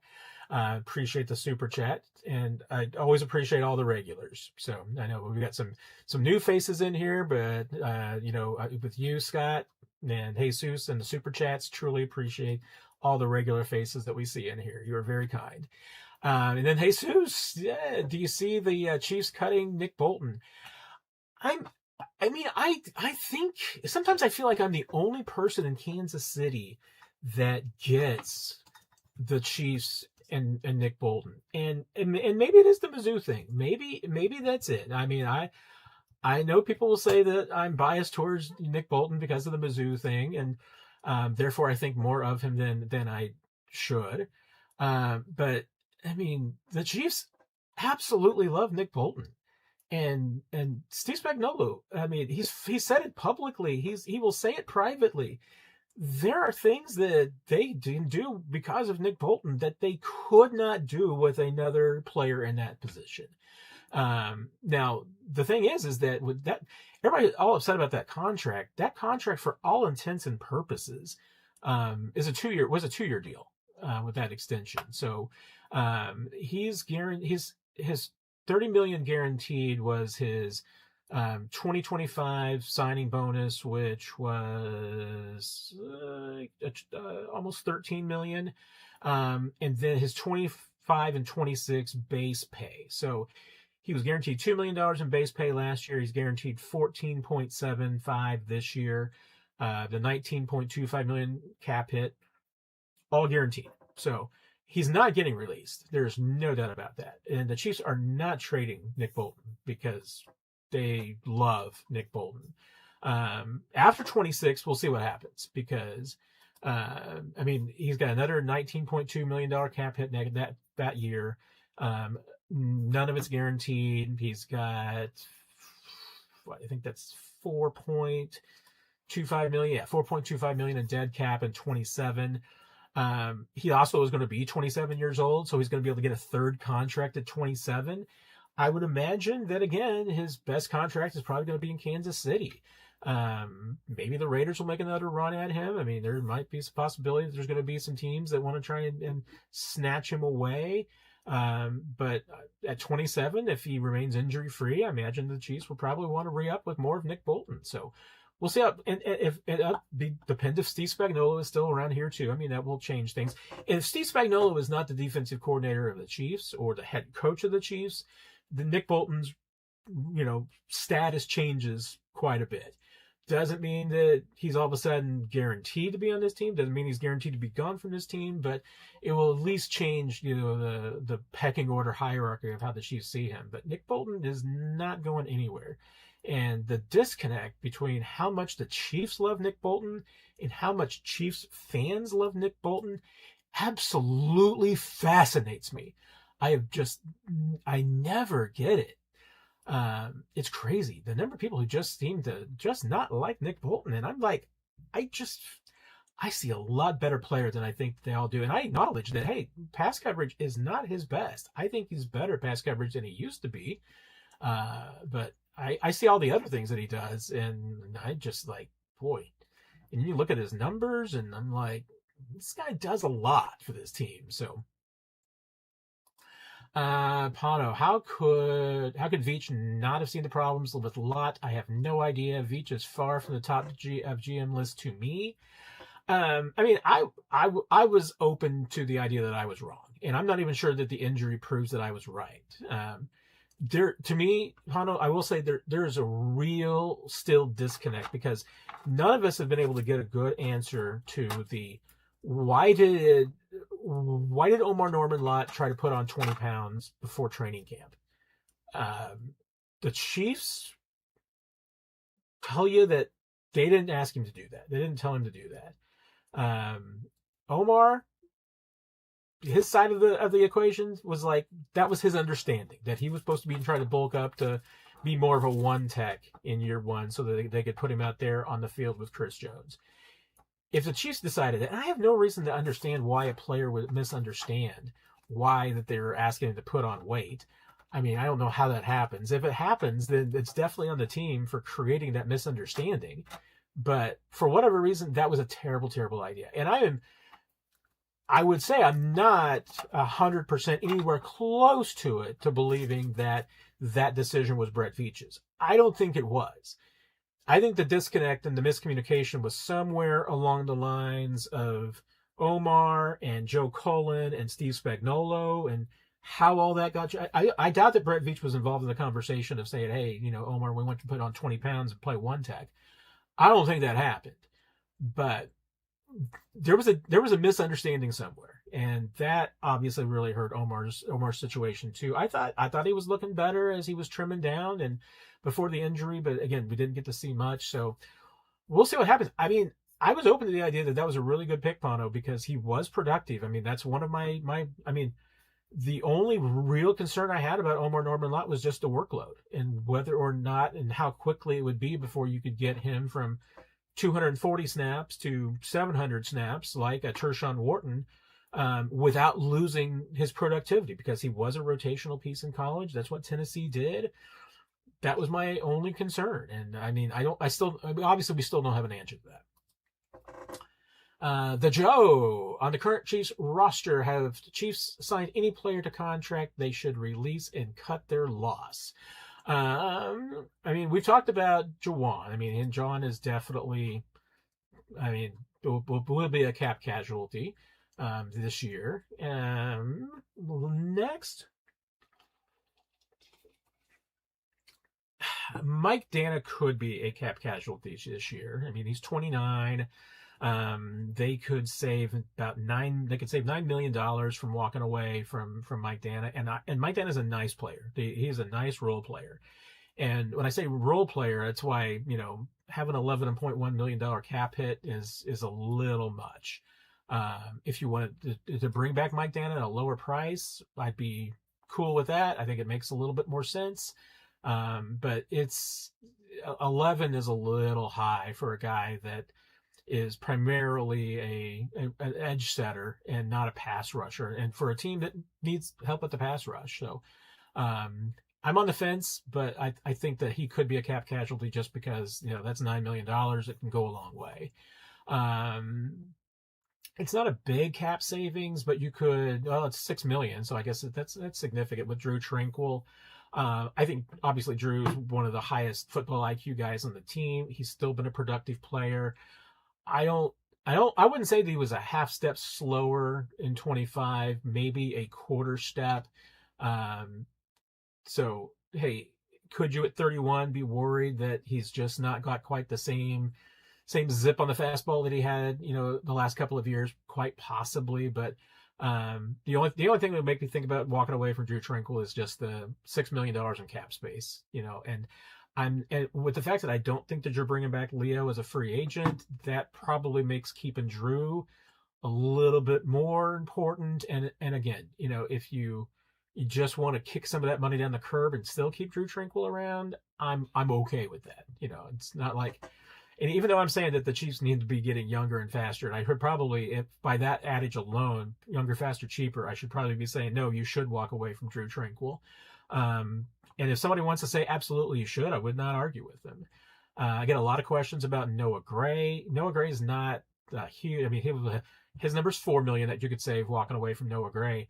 I don't know if you walk away from Noah Gray if Travis Kelce's not coming back. I just don't know if you can be without both those guys. So, and then after that, you really get into a bunch of numbers that's not huge savings wise. It's probably more roster spot wise. Are you going to have room for Felix Anudike-Uzomah? I don't know.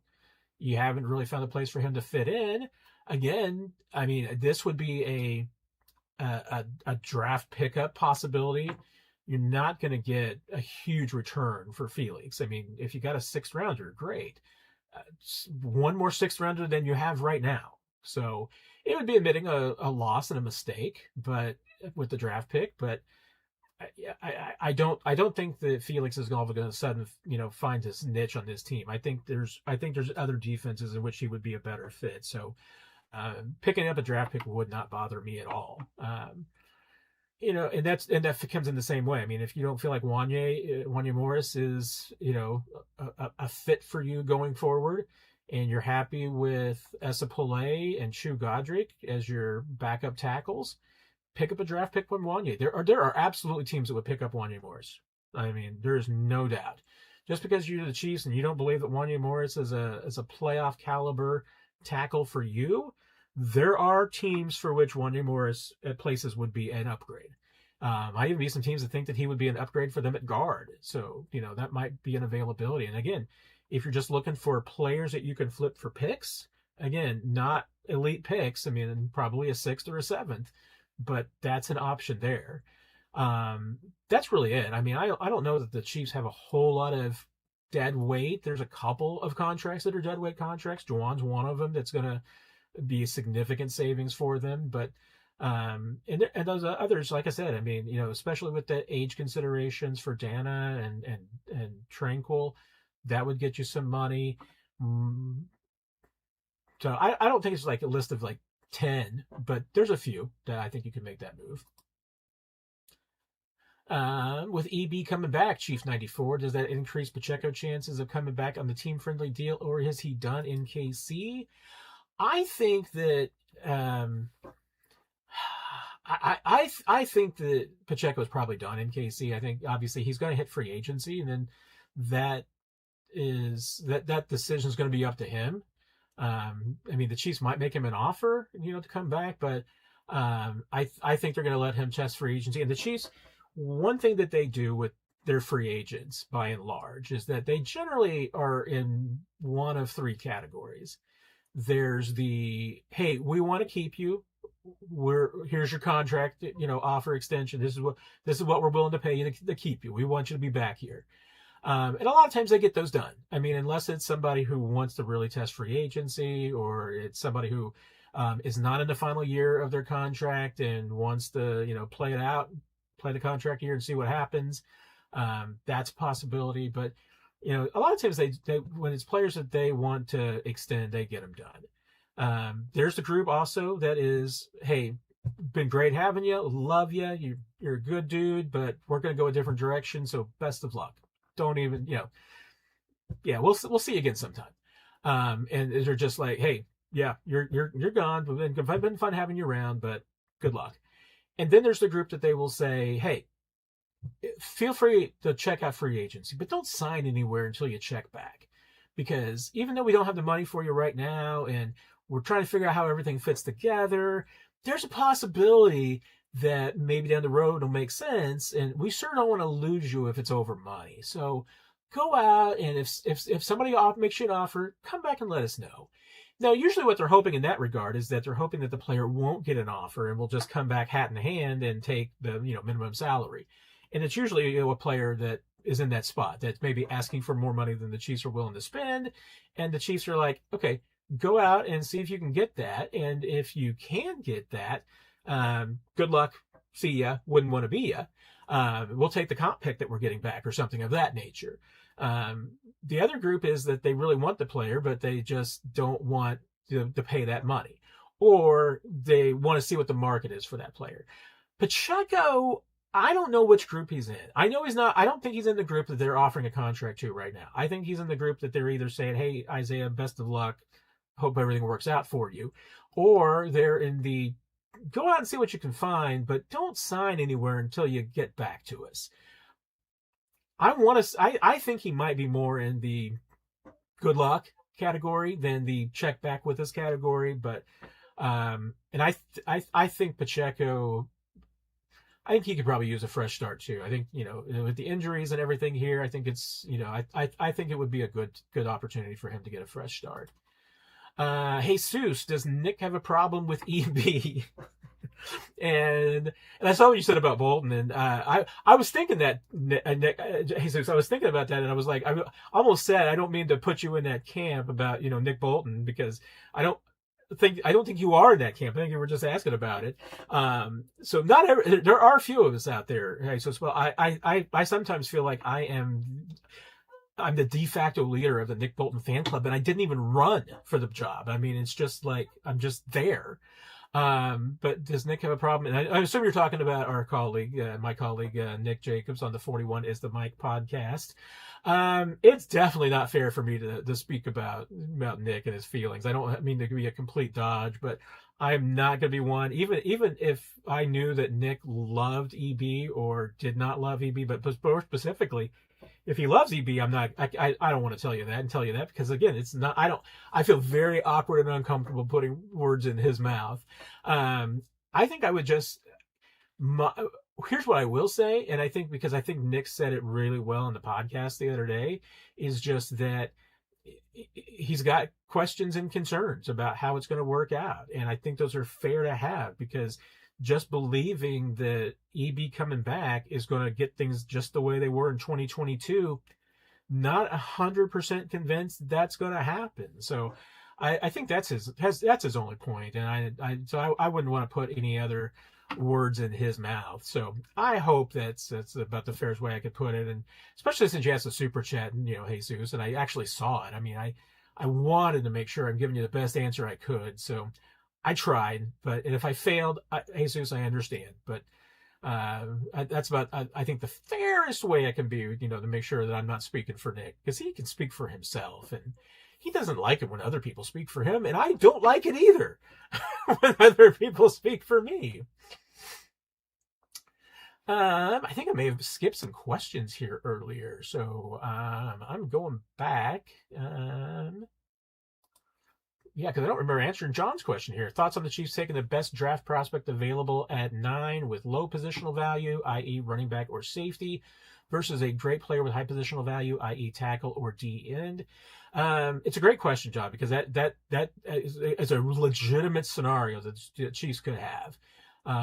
Because it looks like, by consensus, that there's going to be a safety, there's going to be a wide receiver, there's going to be a running back that's got a consensus first-round grade.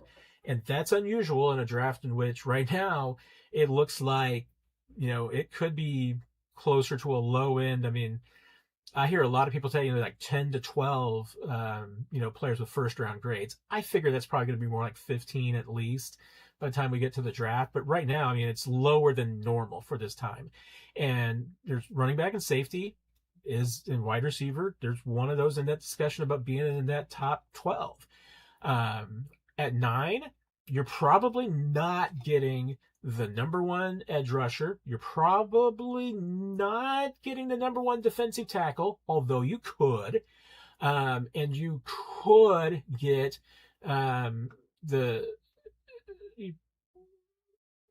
this year, you would probably once again just better off assuming that you're not going to get the number 1 offensive tackle. The Chiefs, only reason to be interested in offensive tackle for the Chiefs is because you do need one for 2027, because you do not have a right tackle under team control for 27. You've got Jalen Moore for 1 more year. That would be a consideration, because tackles, if you can find them and you've got 4 to 5 more minutes, then you need to, you could really afford, especially when you're trying to build a team around Patrick Mahomes, you can afford to have and really need to have affordable tackles. But you also need affordable defensive ends and defensive tackles. So that's always going to be my argument, at 9 and discussing it, is that you're getting the right positional value is the best way to put it, and financial value too. You don't want to necessarily, draft a player when if you've got needs at all these positions. It's hard to justify taking a running back at that spot when, once again, I've been talking about the scenario. You can rebuild your running back room with like $10 million of salary cap. You can go out and get $10 million worth of free agent running backs and rebuild and just absolutely turn this back into a running back stable. Maybe for less than that. I mean, you weren't paying that with Damian Williams and Jerick McKinnons of the world in your running back field, and you were a Super Bowl caliber backfield. So how do you, whereas if you take an edge rusher, a defensive tackle, offensive tackle at 9, and they play for you for 4 or 5 years, you're getting a bargain value. Again, it's harder, I think, when you've got all these needs at different spots. Again, the middle position is probably the trade back, because you need more draft picks. You trade back, maybe you still get a player that you really want at that position. Trading back probably also lets you, kind of into a degree, have a little bit more flexibility. If you want to take if you trade back to 15, you get more draft resources, and you want to take a wide receiver or a safety, or the number 1 running back on the board at 15, it gives you a lot more flexibility and understanding to do that. So I could see doing that, John, but I don't know if I'm taking a safety or a running back at 9. Might take one if I trade back and pick up some other resources. But if you've got a defensive end, a defensive tackle, an offensive tackle, and honestly, I mean, there are certain wide receivers. I mean, if you're talking about Jamar Chase, if he's on the board, that kind of caliber player, and there's others. I mean, I would say Amari Cooper with less headaches. That player's on the board. There's a 6'4", guy out there that you think could absolutely be a dominant receiver. That might be worth considering too. But I mean, the Chiefs are generally about best value. And especially when it comes to first rounders, Brett Veach is really big about, getting first round value. I mean, and, Josh Simmons was a great example last year of players that they wanted to take. And you look back at, over the years, I mean, what have when they've used their first round picks? And I'm going to throw out 32. I mean, really, because the couple of times that they have taken players at 32, and even Clyde, I mean, is the one player that you could say exclude from that. I mean, because again, they took Felix Anudike-Uzomah, an edge rusher, last pick in the draft. But their other picks, what have they been using them on over the years? They've used them on whether they were drafting it or trading for it. Brett Veach has used it on an edge rusher, on offensive tackle, like Orlando Brown and Frank Clark. Used it on an edge rusher and a corner. Used it, on Felix on another edge. I mean, he's always pretty much gone premium positions with those first round picks. Xavier was a little bit of a diverger too. Since he wasn't what I would say like, predominantly, first round caliber wide receiver. He's more of a second round guy that you got in the first round.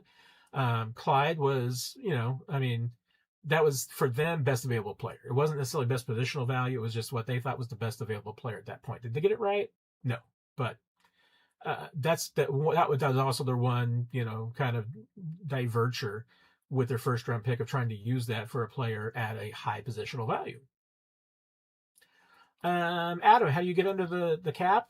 I mean, I kind of talked about it earlier, but my Cliff Notes version, restructure Patrick Mahomes from $78 million to, you can get it. I haven't done the math on it yet. I need to do the math on that. When you can get the 30 or 40 million pretty easily with that. So, restructure Patrick Mahomes and release Jawaan Taylor, and you're under the cap, and you got a few $1 million, maybe $10 million to spend on some players in free agency, and you got other areas where you can get under the cap too. But those two moves right there solve all of your immediate cap problems for the beginning of the new league year. I am getting a little faster now after I've been wandering for the first hour and 50 minutes. So apologize, everyone. If you're asking questions that I'm still answering an hour and 25 minutes later, failed in my, once again, trying not to wander. Pano, what would it take to make the Chiefs look bad if Nagy doesn't get hired? They stunk it up, pure and simple. He deserves what he got. That's the business. It is an interesting question, because I do wonder how they would kind of handle it. Because,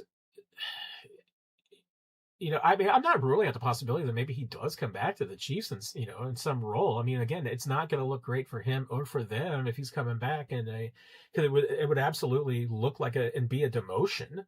So not ideal.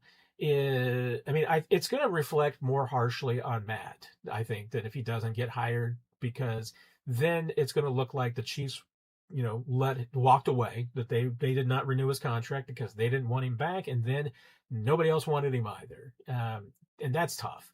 I mean, especially if he ends up, I see Mike Kafka is, going to be quarterback's coach, or is it another type of position that he's getting in Detroit, but he's not going to be an offensive coordinator, I don't believe. So that's kind of a drop for Mike Kafka. I don't know. I think he's young enough that it's not going to be seen as a big deal, especially after he had been an interim head coach, and probably looks more bad that maybe for him than that the Giants didn't really seem to be interested in having him back. And Harbaugh wasn't interested in having him on the staff as a transition. So that I think Kafka can survive that. For Matt, yeah, it's tough. I mean, especially if he ends up having to sit out a year or take a quarterback, coaching position. I mean, I think it is going to look a little bit on like, what's wrong with Matt Nagy? That's going to be the question. That was the question, obviously, quite a bit on EB when he couldn't get a head coaching gig. Is what's wrong with him? And I still don't understand it with Matt, especially if you go back and, once again, I keep saying it, that his time in Chicago has aged very well, because you look at the quarterbacks that he won games with. Mike Tomlin couldn't win games with those quarterbacks. He did not win games with those quarterbacks. So I'm just like, I think Matt deserves another chance. I think he would be a good head coach. I'm Brown. More leeway to ask harsh questions, you or Nick? Are you talking about asking us the harsh questions? Because you can ask me anything, and you can ask Nick anything once. You're talking about leeway to ask harsh questions of anybody else.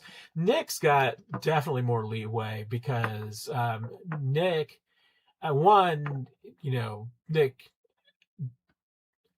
Nick's not afraid to ask anything. I mean, Nick's not afraid of anybody. So, I'm not afraid. I don't think I'm afraid of anyone. But Nick has absolutely much more fortitude than I do. So he's not concerned about that at all. And yes, Nick is also really good at asking harsh questions in a sophisticated way that, even though usually the person getting asked the question understands it, it's on like a level that most people aren't going to realize, because Nick will ask really in-depth questions. And so I think he does a really good job of asking some questions to get the insight exactly what he's looking for. But I also know that he asks questions that are so specifically detailed that sometimes I think the only person in the room that's going to know it's a harsh question is the person that he's asking it to. So, but Nick's really good at that, and there's no doubt. I mean, Nick's a tough questioner. He's probably tougher than I am, so I'll give him that for sure. Oh, but thanks again, I'm Brent. Thank you for the super chat as always. You're much appreciated. I think we're Bumpa. Thank you. There you go, Bumpa. What are the odds Chiefs bring back Pacheco on a 1-year deal? You would hate it because you think Andy would find a way to make him the lead back. I mean, I think the Chiefs understand that that they don't have a lead back in Isaiah Pacheco. I mean, again, like I mentioned earlier, I think that Pacheco, I think, could be the number 2 back in a committee, but I don't know if it's a great fit here in Kansas City. I think there's better offenses for which he might fit, better situations. I mean, I say the worst case scenario for the Chiefs is that he ends up as a backup in Baltimore behind Derrick Henry. I mean, I think that'd be a really nice 1-2 backfield. And it's just that you would have to. I think that's the kind of back that you would have to pair Pacheco with. I mean, he's not quite the Thunder and he's not quite the Lightning in a 2-back backfield, but if you've got somebody who is maybe Thunder and Lightning in one, and Pacheco can kind of just be maybe a change of pace or a little bit different back, I could see that. But the Chiefs, they need running backs that can do it all, and that's one thing that Pacheco as a pass catcher has kind of struggled with kind of becoming all around. So I still don't think it would be a great fit, and I don't get the sense that the Chiefs that's the direction. I mean, could he be back on a 1-year prove-it deal? Absolutely, but I think the Chiefs are going to let him test free agency, and I think somebody will probably give him an offer.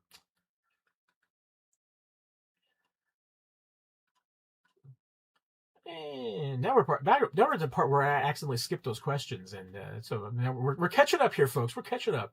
So if you asked a question in the last 50 minutes, it's going to be answered very, very soon.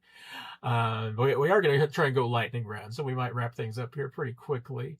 Let's see. Brian, I think, was next up. Seemed to have a problem finding big, good receivers in draft or free agency. If we do, they are not utilized well, it seems. I mean, big receivers are hard to find, and unfortunately, it seems like big receivers are also disproportionately headaches. I mean, again, I don't think even in free agency, I don't think that the Chiefs are in the market for a George Pickens. I don't think that they want to add a piece like that into their locker room, because they're trying to win Super Bowls, and they're trying to have a somewhat drama-free team, and they've got some dramas of their own. They don't need to add dramas that they know about, and they've had a couple of times to add a guy like that. So I will always assume that that's not going to be a direction that they go. But again, for finding a 6'3", 6'4" receiver who can do it all, most of the time you have to find that guy early in the first round. There's a lot of really good receivers around the league, obviously, that fit that bill. And then you've got to be really good at just identifying those kind of players later on in the draft. And again, I do think that one challenge that the Chiefs have had is that I don't know that they have prioritized size later in the draft or in free agency, as far as taking a chances and signing, the 6'2", 6'3", 6'4" guys, and then giving them the ball. Hey, you know what? Tyquan Thornton is taller than you realize. Tyquan Thornton is one of those guys, and they threw him the ball. And then when Rasheed came back and they rotated Tyquan out, they struggled more. And I think that was a mistake. I mean, I think they probably should have taken, if you're gonna take snaps away from receivers to give to Rashee Rice, I'm just not sure that Tyquan was the guy to do it. But again, they're trying to fit all these guys together on the field at the same time, and just didn't work out the way that they intended. But that's a guy that I felt like that they should have kept on the field. There are people who have worked closely with Mahomes that will tell you that his preference is for big targets. There's more than one reason why Travis Kelce is always his target when he's on the field. And there's a reason why when Travis has been off the field and Noah Gray doesn't maybe get as many passes, not as big. Now he's bigger than their wide receivers. So that part of that argument doesn't always hold complete water with me, because if Noah Gray's out there at 6'3" and you got a bunch of 5'10" and 6-foot receivers, well, then Noah Gray should be getting the ball. But doesn't seem to work out that way. But Patrick's got a penchant for bigger targets. So why they don't provide him more bigger targets, I get, they're trying to find these Tyreek Hill guys. They're trying to find these guys that can just get open and find space and make guys miss and do all of these things. But at some point, you just need to look for the guys who can get open, and however it is that they get open. And if one of the ways that they get open is just the fact that they're 6'4" going up against 5'10" corners, and they can snag the ball, probably where you need to start looking at some point. So I would like to see, I think the Chiefs do need to reconsider, how they probably go through their process on receivers. And that's actually it reminds me of Brian, that's a really legitimate question for me to ask Brett Veach at some point, is just, what is the process that they have for evaluating receivers in terms of size and trying to find those kind of targets for Mahomes and finding them in free agency in the draft and identifying them. So I will put that on the list. Mizzou, hear me out. Knowing 8+ teams are dumb, desperate, and knowing finding starting offensive tackle is quite hard. Why not trade Jawaan for something like a future fifth or some sort of pick swap? Browns would, in my opinion. It's not the craziest idea. There's a couple of challenges with it, and one is obviously always there's the game of chicken. That the teams know that the Chiefs are not going to be keeping Jawaan Taylor, that they're going to release him at some point, and it has to be sooner than later. The Chiefs, because they need to get under the cap, and Jawaan Taylor is one of the two pieces that can get them under the cap the easiest, that they're going to release him, by beginning of the new league year. So not really. And then that team, granted, the Chiefs would be eating some cap space and everything like that, but that team acquiring Jawaan Taylor would be on the hook for $19.5 million. Another $500,000 in a bonus, so $20 million. Probably a lot of teams out there that are just hoping that Jawaan Taylor hits the free agent market for free with no draft pick compensation, and hoping that they can sign him for less than $20 million. So teams are always going to play chicken in a scenario like that. If you could get somebody to pull it off for you, you give it a try. But and once again, and hey, if you're able to work out a deal with Jawaan ahead of time, but again, if somebody wants to sign him long term and wants to avoid that, maybe you could sneak him into getting him a trade. But I think most teams are going to try and play chicken with you and just see like, okay, wait a minute, they're going to release him anyway, so why don't I just wait until March 15th when he becomes a free agent and go grab him that way? I'm DeBrown, back with a super chat. Wait, if our $250 million future Hall of Fame quarterback wants bigger targets, Andy likes 5'11" or shorter, how hasn't blown up with the media yet? It's not like part of it. I would say I'm DeBrown. I announced the question and didn't put it on the screen. Sorry about that. Part of this is just, like I said, this is what I hear from people who have worked with Mahomes. It's not like anybody. I would say it's not exactly off the record. This was like more on background that people will say about Mahomes. I can't say, oh, hey, so and so said this, because they haven't said that that's usable in that case. So I'm not to a point where I can write that into a story. Like I said, this is from a journalistic standpoint, this is more on background and everything that I've been told over the years. And I think some others have probably talked about it. I'm not sure that Andy even necessarily likes 5'11" or shorter. I think, again, it's just been a little bit of the nature of what's available. Because, again, height it costs you money. Look at all the guys that can catch the ball that are 6'2" or taller. they're $20 million receivers. And that's one thing that Brett Veach has not truly believed in yet. And I'll be interested to see if with the problems that they had this year and the trend that they've been going, because remember, I mean, that was part of the issue with Tyreek. It was that even though they loved Tyreek, and Tyreek was 5'11" and a great receiver, they had no intention of paying Tyreek $20 to $25 million. That was not in their frame of mind. They would rather put that into a more premium position. So let's face it, they made a great, I don't know, it was a great decision. They made the decision that they were going to sign Chris Jones rather than Tyreek Hill. That was an either or. It was you were going to keep one or the other. Sign one, trade one. And when Tyreek's demands became what they were, it became a pretty easy decision for them because they were not interested in paying Tyreek anywhere close to that amount. So I think that part of that is that I think Andy would like a bigger receiver. It's just that, once again, it hasn't been something that has been something that they've targeted in the draft. It hasn't been something they've been willing to pay for in free agency because, again, you pay for height in free agency. There's no doubt about that. Those guys cost you a ton of money. If you've got length as a wide receiver, it's a ton of money. Trying to remember where I left off. Oops, Scott, didn't mean to click on your question again because I think with Brian here, find another Sammy Watkins. I mean, Chiefs would love to. I mean, yeah, you could find another Sammy Watkins. Sammy was a really productive receiver for this team. I mean, and yes, they paid him a lot because they had to. And again, I mean, that was a great example of, kind of sometimes you have to overpay for what you need, and they needed a Sammy Watkins at that point. They had to overpay for Sammy Watkins, and they won the Super Bowl. So again, I always said, especially when the Chiefs were trying to get to this point, if, Frank Clark, that was a great trade and sign because you won a Super Bowl. I don't think you win Super Bowl 54 in Miami without Frank Clark. You probably don't win it without Sammy Watkins either. So that's why I say I think that both those trades were wins for those reasons alone.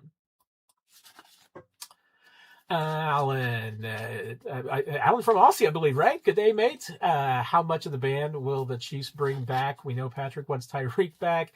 It's obvious that Patrick only throws to receivers he trusts, and Veach we trust. Love the show. Appreciate that, Alan. I'm still not convinced that Tyreek will be back for a lot of reasons. One, I think he's still going to want more money than the Chiefs are going to be willing to spend. Two, I think there's plenty of concerns about that knee and the injury. Three, concerns about his age. There's no doubt. I mean, the Chiefs, they had a feeling that one of the other reasons why they were not willing to pay Tyreek and they were willing to let him walk is that they thought that, hey, the injuries were going to catch up with him. He was going to lose his speed and he wouldn't be the same guy in the length of that contract. And I think they pretty much nailed that and called that pot right. So, I honestly, Alan, I would be very surprised if there's a lot of, bringing anybody back, bringing the band back. I think this is going to be a break. This year is kind of a break to the next era for Patrick and this team. It's no longer about running anything back. There's no three-peat. There's no trying to keep the band back together. I think this is definitely moving on time. I mean, especially if Travis doesn't come back, then I think it's even more so. I think there'll be a youth movement. I know at one point NFL Network said, that to expect that there was going to be a significant roster reboot this offseason. And I asked Andy that. He kind of poo-pooed that notion, but I think there's going to be a certain amount, one to a certain point. I mean, there might, I mean, if you're a free agent for this team, I mean, I think the only one that might be back, I think Brian Cook would probably be at the top of their list of guys that come back. I think Juju and Tyquan would be on their list, but again, and Juju might be a come back later kind of a thing. I mean, I think that's a guy that, hey, they know they can bring back Juju on a pretty low deal, unless, Juju showed some teams last year like, wait a minute, Juju's got some juice left. I think they feel like that he could always be a last minute summer addition. Taekwon, I think, would be a different. I mean, they would have to spend a little bit more. I'll be interested to see what Taekwon can get on the open market. It might be just completely priced out of their range. There might be some teams that see how he looked the first half of the season and be like, okay, that's a $10 million guy. Chiefs aren't, I don't think, going to pay that. Just takes one team to fall in love with somebody and do that. But I don't think they're going to be bringing back a lot of their own free agents, and I don't think that they're going to go out and bring back anybody who's been elsewhere. I think there's going to be a significant transition this year. So I could be wrong, but that's kind of at least how I'm seeing it right now. Steeman, pouring on Nagy's misery. Nagy applied in Philly for OC, but not Cleveland for head coach. Hasn't been talked about in either location. Nagy's reputation is a disaster. I don't know that it is. I just, I am looking around at some of the jobs that have been filled, and again, I'm not entirely sure that, Tennessee obviously made their decision for Robert Saleh for some different reasons that I don't know, but hey, the Ravens hired a young defensive coordinator. I mean, clearly Matt Nagy wasn't in their thinking right now. There's still 3 jobs out there. I mean, I suppose, Matt Nagy could get one of them. I would not apply for the head coaching job in Cleveland. I mean, I guess I might interview it for experience and to see what kind of crazy questions they ask and how nonsensical the organization is. And that's why I'm like, I see Nathan Shieldhouse interviewing. I'm like, gosh, I hope he's just doing that for the experience. And just, I don't want Nathan Shieldhouse to end up in Cleveland. I mean, they're just going to eat, that organization's going to just kill him. They'll eat him alive. It's going to be like, that's be like Mike McDaniel and, going to Miami and looking, so young and innocent. And he looks like he's aged 25 years since he went to Miami. So, I mean, it's definitely, if he doesn't get a job as a head coach or an OC at the end of this cycle, there's going to be one of the questions that come out of this Demon. There's no doubt. It's going to be, what's wrong with Matt Nagy? I'm not sure that there's anything wrong with Matt Nagy. I think that there was a lot of teams that were looking for head coaches this year that were not looking for a Matt Nagy type. And I don't know. The Matt Nagy was not looking for the same situation that he's got in Philadelphia or in Kansas City. He wasn't looking to go be the OC for a coach that is his own OC. So that's why I think, Philly was a particularly attractive position for him, because that he would get to run his own offense. Nick Sirianni's not going to be, he might be a meddling coach, but he's not he's not going to be calling plays or anything. That's going to be Matt Nagy's offense. So we'll see what happens. I mean, I do. I mean, if he doesn't get a job, Demon, you're right. It's not going to look good for him. But I'm just not sure it's his fault. I mean, you don't hear anything, and there's no rumors going around about how, Matt Nagy's a terrible interview or anything like this. I mean, maybe we are going to hear those stories at some point, but you haven't heard it at this point. He seems to be, once again, well liked and well respected around the league, but just can't seem to get that job. Chris, would it have been better if the AFC selected Colonel Sanders instead of Shedeur Sanders for the Pro Bowl? Yeah, I would have definitely thought that would have been a better choice. It does make me wonder just how many players turned them down before they had settled on Shedeur Sanders, because I can't believe that he was like the 6th or 7th alternate. I mean, I figure now, once again, you take out all the guys that are hurt. So, Mahomes isn't going to the Pro Bowl. Take out the guys that, played deep into the playoffs. So, and again, are hurt. I mean, Bo Nix is not going to the Pro Bowl. Is Josh Allen going, or did he beg off? I'm assuming he said no thanks. I mean, that's the thing. There's a lot of quarterbacks hurt. So that's an issue. Some quarterbacks, I mean, hey, Drake May's not going to the Pro Bowl. You can cross him off the list. Maybe Jarrett Stidham would go to the Pro Bowl. I don't know. I did hear from somebody in Tennessee that Cam Ward turned down an invite to the Pro Bowl. Now, if I'm Cam Ward, I think I probably do. I mean, I think people think more of you now if you're Cam Ward for turning down the Pro Bowl. I'm just saying, hey, wait a minute, I'm going to go to the Pro Bowl when I deserve it. I mean, there's a little bit of like, why are you accepting the Pro Bowl bid, Shedeur, unless like somebody begs you to do it? And I mean, granted, you do make at least $50,000 for showing up. So And that is another good one. I mean, that one did crack me up, Chris. I don't know what happened there. I mean, that's even crazier than, like, trying to get Omar Infante into the All-Star game. No, Jimmy's. I'll have to go back and look and see what I did that was wrong. But I do agree with your Nick Sirianni points. So just making sure I didn't miss any questions in that diatribe. But I always appreciate it, Jimmy's. That's good discussion going along with everybody in there. And yep, Joe, you're always welcome. Thanks for the question. And there's another Joe question. Linebacker supposed to be deep in 2026 draft. Any linebacker like to see the Chiefs grab in the draft?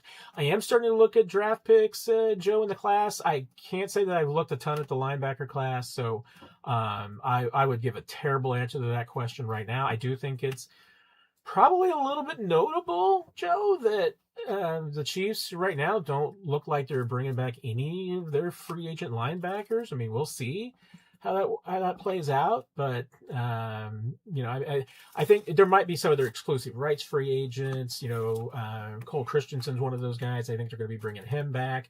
But exclusive rights free agents are kind of a different category for me than undrafted free agents, or excuse me, from unrestricted free agents, and even some of the restricted. The Chiefs have 3 restricted free agents off the top of my head.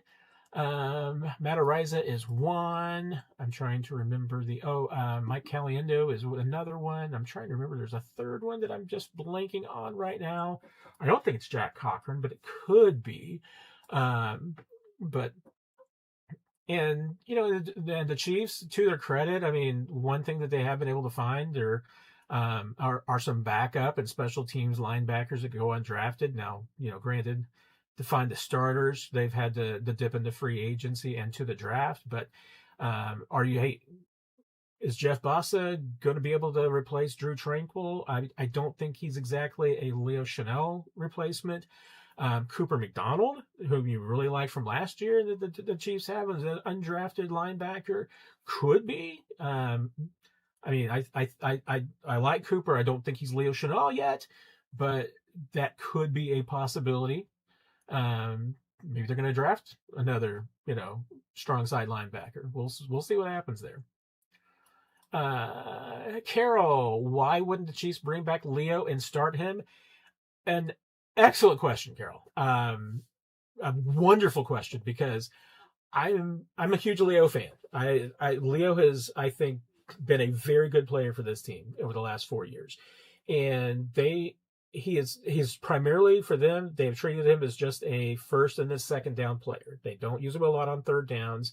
And when they go into sub packages and they take off a linebacker, it's almost always Leo, not usually Drew.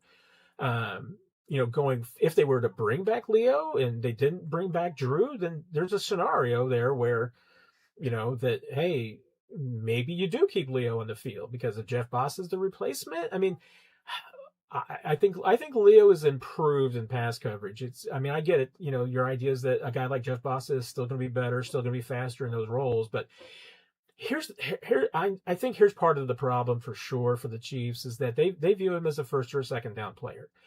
I don't know if I'm Leo Chanel and the Chiefs, if they made me an offer, I'm not sure I'd sign it either, because there are probably teams in this league for which Leo Chanel is a better fit than the Chiefs defense.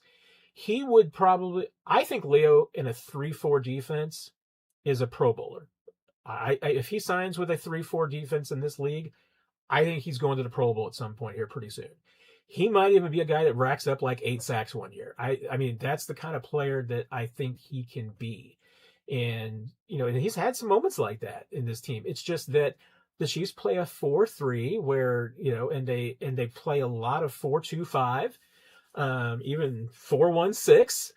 So it's not a great defense to play for a strong side linebacker. It's like Leo is, and he is a really good on the ball, playing on the line, and that's why I say as a 3-4 linebacker, because as an inside linebacker that plays downhill, that's what he was at Wisconsin, and that's where I think he would be a really good fit as a middle linebacker that can play the run, that can pass rush, blitz a lot more, but most importantly, play all three downs. And especially if he's only got three offensive linemen in front of him, and he can be an inside linebacker that even lines up occasionally, maybe on outside as an edge.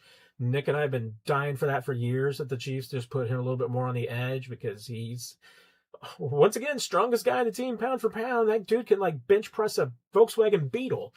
Probably bench press a lot of other cars too. Probably a lot bigger cars. I'd love to see it, Carol. I think that the Chiefs, it's not that they've necessarily misused Leo. It's just that they don't have a good place for Leo. So I think he's going to go somewhere and just be a terrific player. And I wish the best for him. But, it was once Leo posted his little message there at the end of the season after he got the shoulder injury, and he did have to undergo shoulder surgery. I don't believe it's going to affect him on the free agent market. I think he's going to be healthy. Not sure if he'll be 100% for OTAs, but I would think that he's going to be available and ready for training camp. But my wandering answer there, Carol, but I do like Leo, so it's easy to talk about him. He's I think going to be a really good player.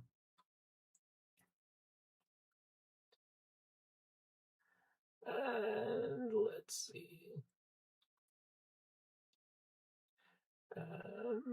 Dom, I appreciate the feedback there. I truly appreciate it. Yeah, and I'll bring up the comment there too.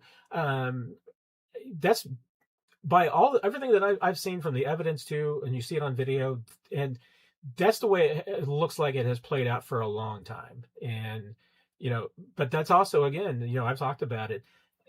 Remember that the Chiefs have their script. Andy Reid's got his opening script, 15, 20 plays. Those are decided before they go into the game. So, you can count it up. First and second down for the first 15, 20 plays of the game.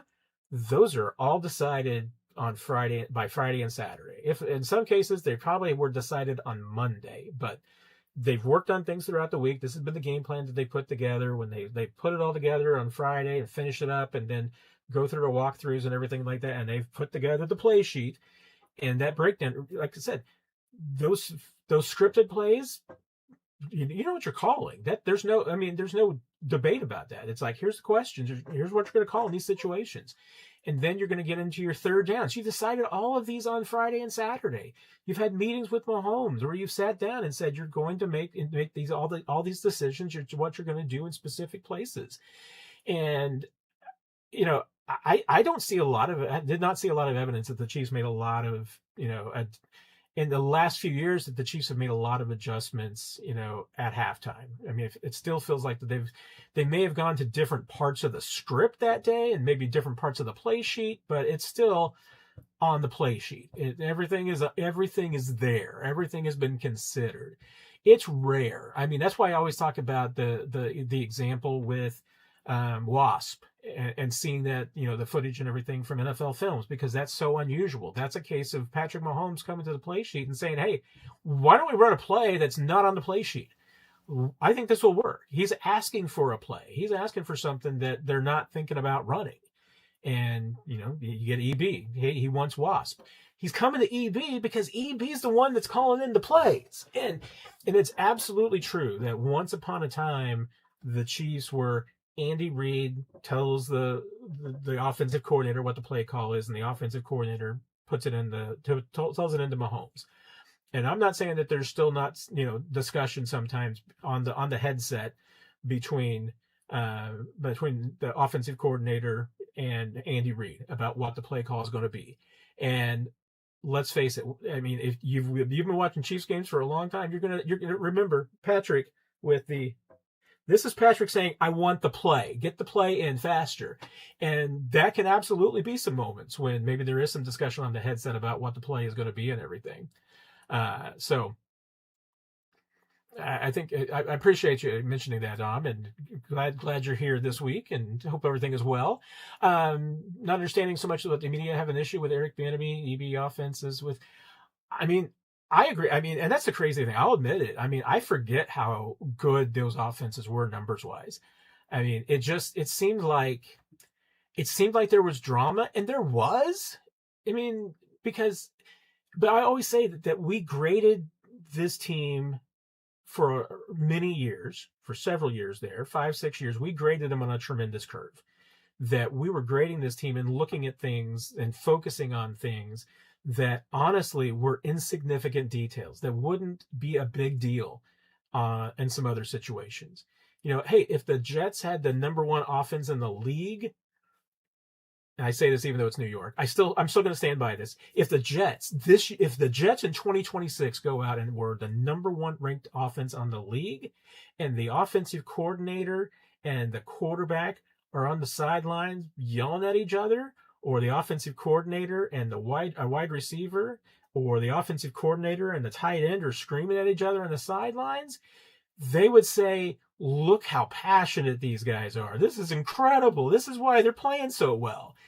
And Kansas City got to a point where it's like, hey, they're the number one offense in the league. And it looks like, Travis Kelce and Eric Bieniemy don't get along.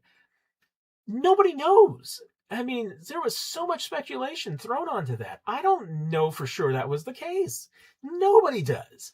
So I think you make a very valid point there. And I'm probably guilty of it too, just not remembering how good things were for this team. And I'm intrigued to see what happens. And I'm a little bit surprised that it does seem to be focusing on some of the negatives that were going on back then. And people focus on like what happened against Cincinnati in the AFC Championship game at halftime that they lost. Again, I'm not entirely sold that those problems were on EB. I mean, I think that other people made some poor decisions. So, and it's hard. I don't think you can argue with the success that EB and this offense had. And if you want to say, hey, EB had Tyreek Hill and he had Travis Kelce and he had Patrick Mahomes all in their primes, great points. Patrick Mahomes is still in his prime, and he has not been as good since EB left. Did EB know how to push his buttons in just the right way? Maybe he does. It wouldn't surprise me because Patrick's best years were with EB. Hey, Sue, so are we getting Nick back for an NFL mock? I don't know for sure. Again, I hate to speak for Nick. I know that he's had a lot on his plate lately, so I'm not going to project anything on him. I still know how much Nick loves the NFL draft, though, so I'm hoping that he does. But I know that he has got, unfortunately, just a lot of things on his plate right now, and I'm going to let him do all those things that he needs to.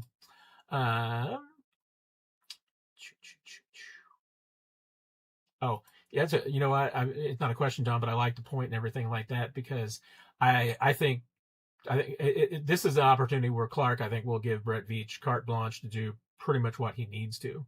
I mean, there's no saving money or anything like this. That's not like a driving factor. Clark's going to want whatever they can get. So if they trade back out of 9, it's not because they're like going to be trying to save money or anything like that. It's going to be because, hey, Veach tells him it's the best thing that they can do. And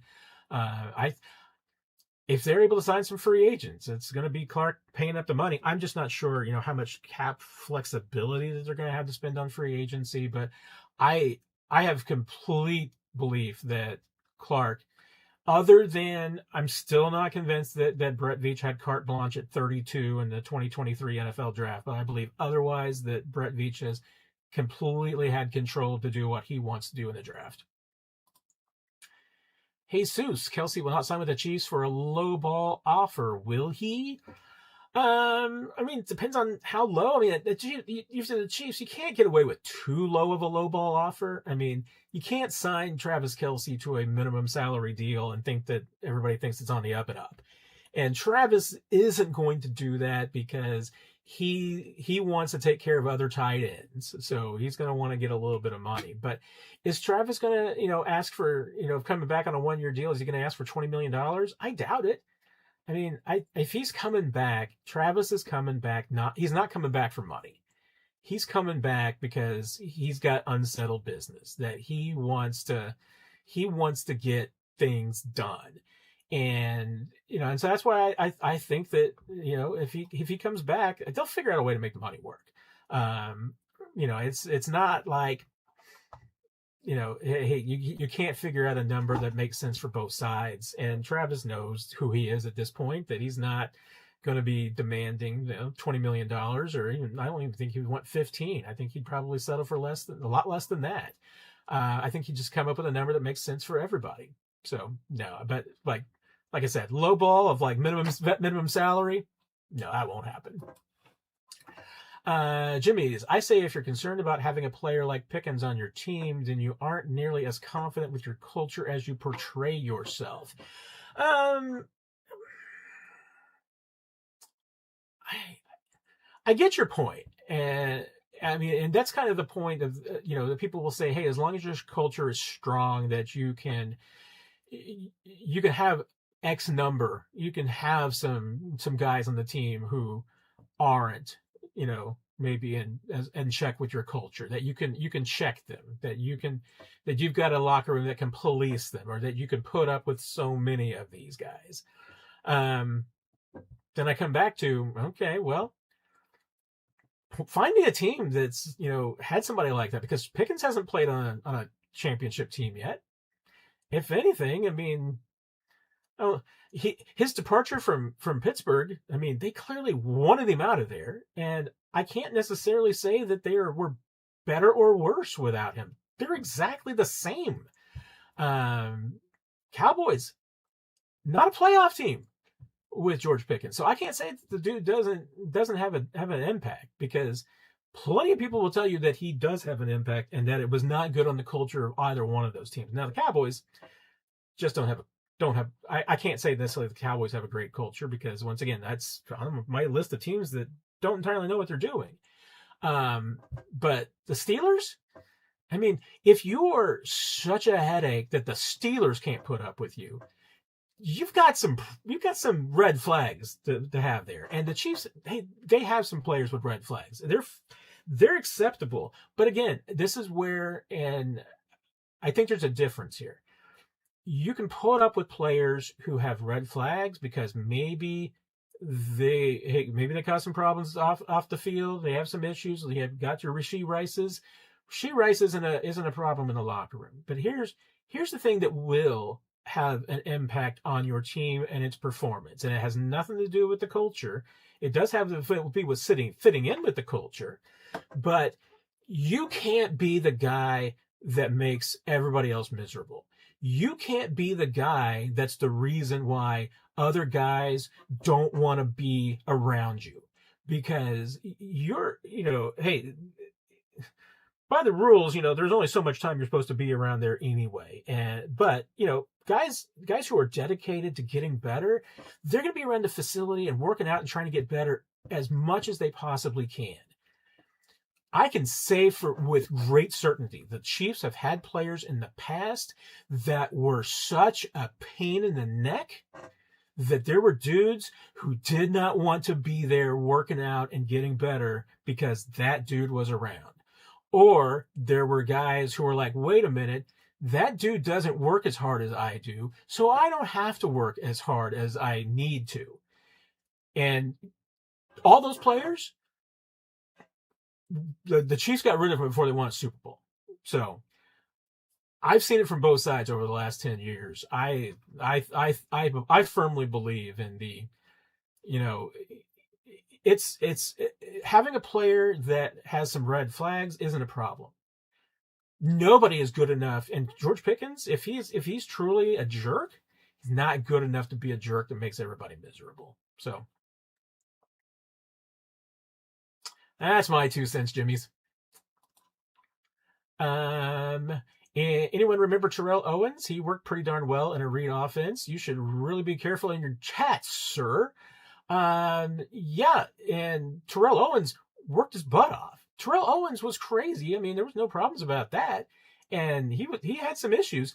But then again, I would also point out to you, Terrell, or excuse me, Jimmy's, How many Super Bowls did Andy Reid win with Terrell Owens? And then Terrell Owens, when he was with the 49ers, was a different dude than he was with Andy in Philadelphia. So I think that one, I'm not sure that's making the point that you're really hoping that it makes there. It's not about fitting into the system. It's just all about, hey, just teams. I mean, teams with less drama, by and large, certainly seem to play better. Just saying. Nobody's like the 1973 Knicks anymore or anything like that. El Mago, would Leo fit in Chicago? What? Somebody probably knows this off the top of their head better than I do about what defense that the Bears are running these days. I mean, they run a 3-4. I mean, it would certainly fit in. I'm just pulling up to see real quick. I mean, they're at 4-3 right now. Might be the same issue, although, I mean, I'm sure Leo, Chicago would be, he'd love to be in Chicago. So if they offered him a deal, I think that would probably be a great place for him. Anywhere close to home. I mean, Packers, I'm sure he would love to be there. But any team that runs a 3-4 defense, that's where I think Leo would be his best. So, all right. Well, unless I skipped anybody, I think we finally made it to the end. And even though Jimmy's is really upset with me this week, I think we made it to the end relatively intact. Jimmy's, I'm not going to say that you have any red flags though, Jimmy's. I just want you to know that we're all good here. We're all working to just make the chat, the live stream and the Q&A a little bit better. So I appreciate that, everybody. Have a great night. Absolutely, I'm the Brown. Appreciate everybody coming in again, as always. We'll be back here next Tuesday, and we'll get a lot more interesting as we get closer and closer to the draft and everything else that's going to be going on. Like I said, I'm seriously considering now doing that, like a live chat during NFL honors. Maybe we can have like a live watch of it, and you can just see if my head explodes with any of the awards that are given out and just how terrible they are. Everybody, have a great week, and we will see you on 41 is the mic this weekend, Sunday night, Monday morning, depending on the timing, and then we'll get the Q&A back next Tuesday. If anything else pops up, we hear from EB, you'll see it here on the Chiefs Digest channel on YouTube, and we're going to get some things going over on the website here pretty soon, so be on the lookout for that too. Everybody, have a great week, and yeah, thanks a gazillion, everybody.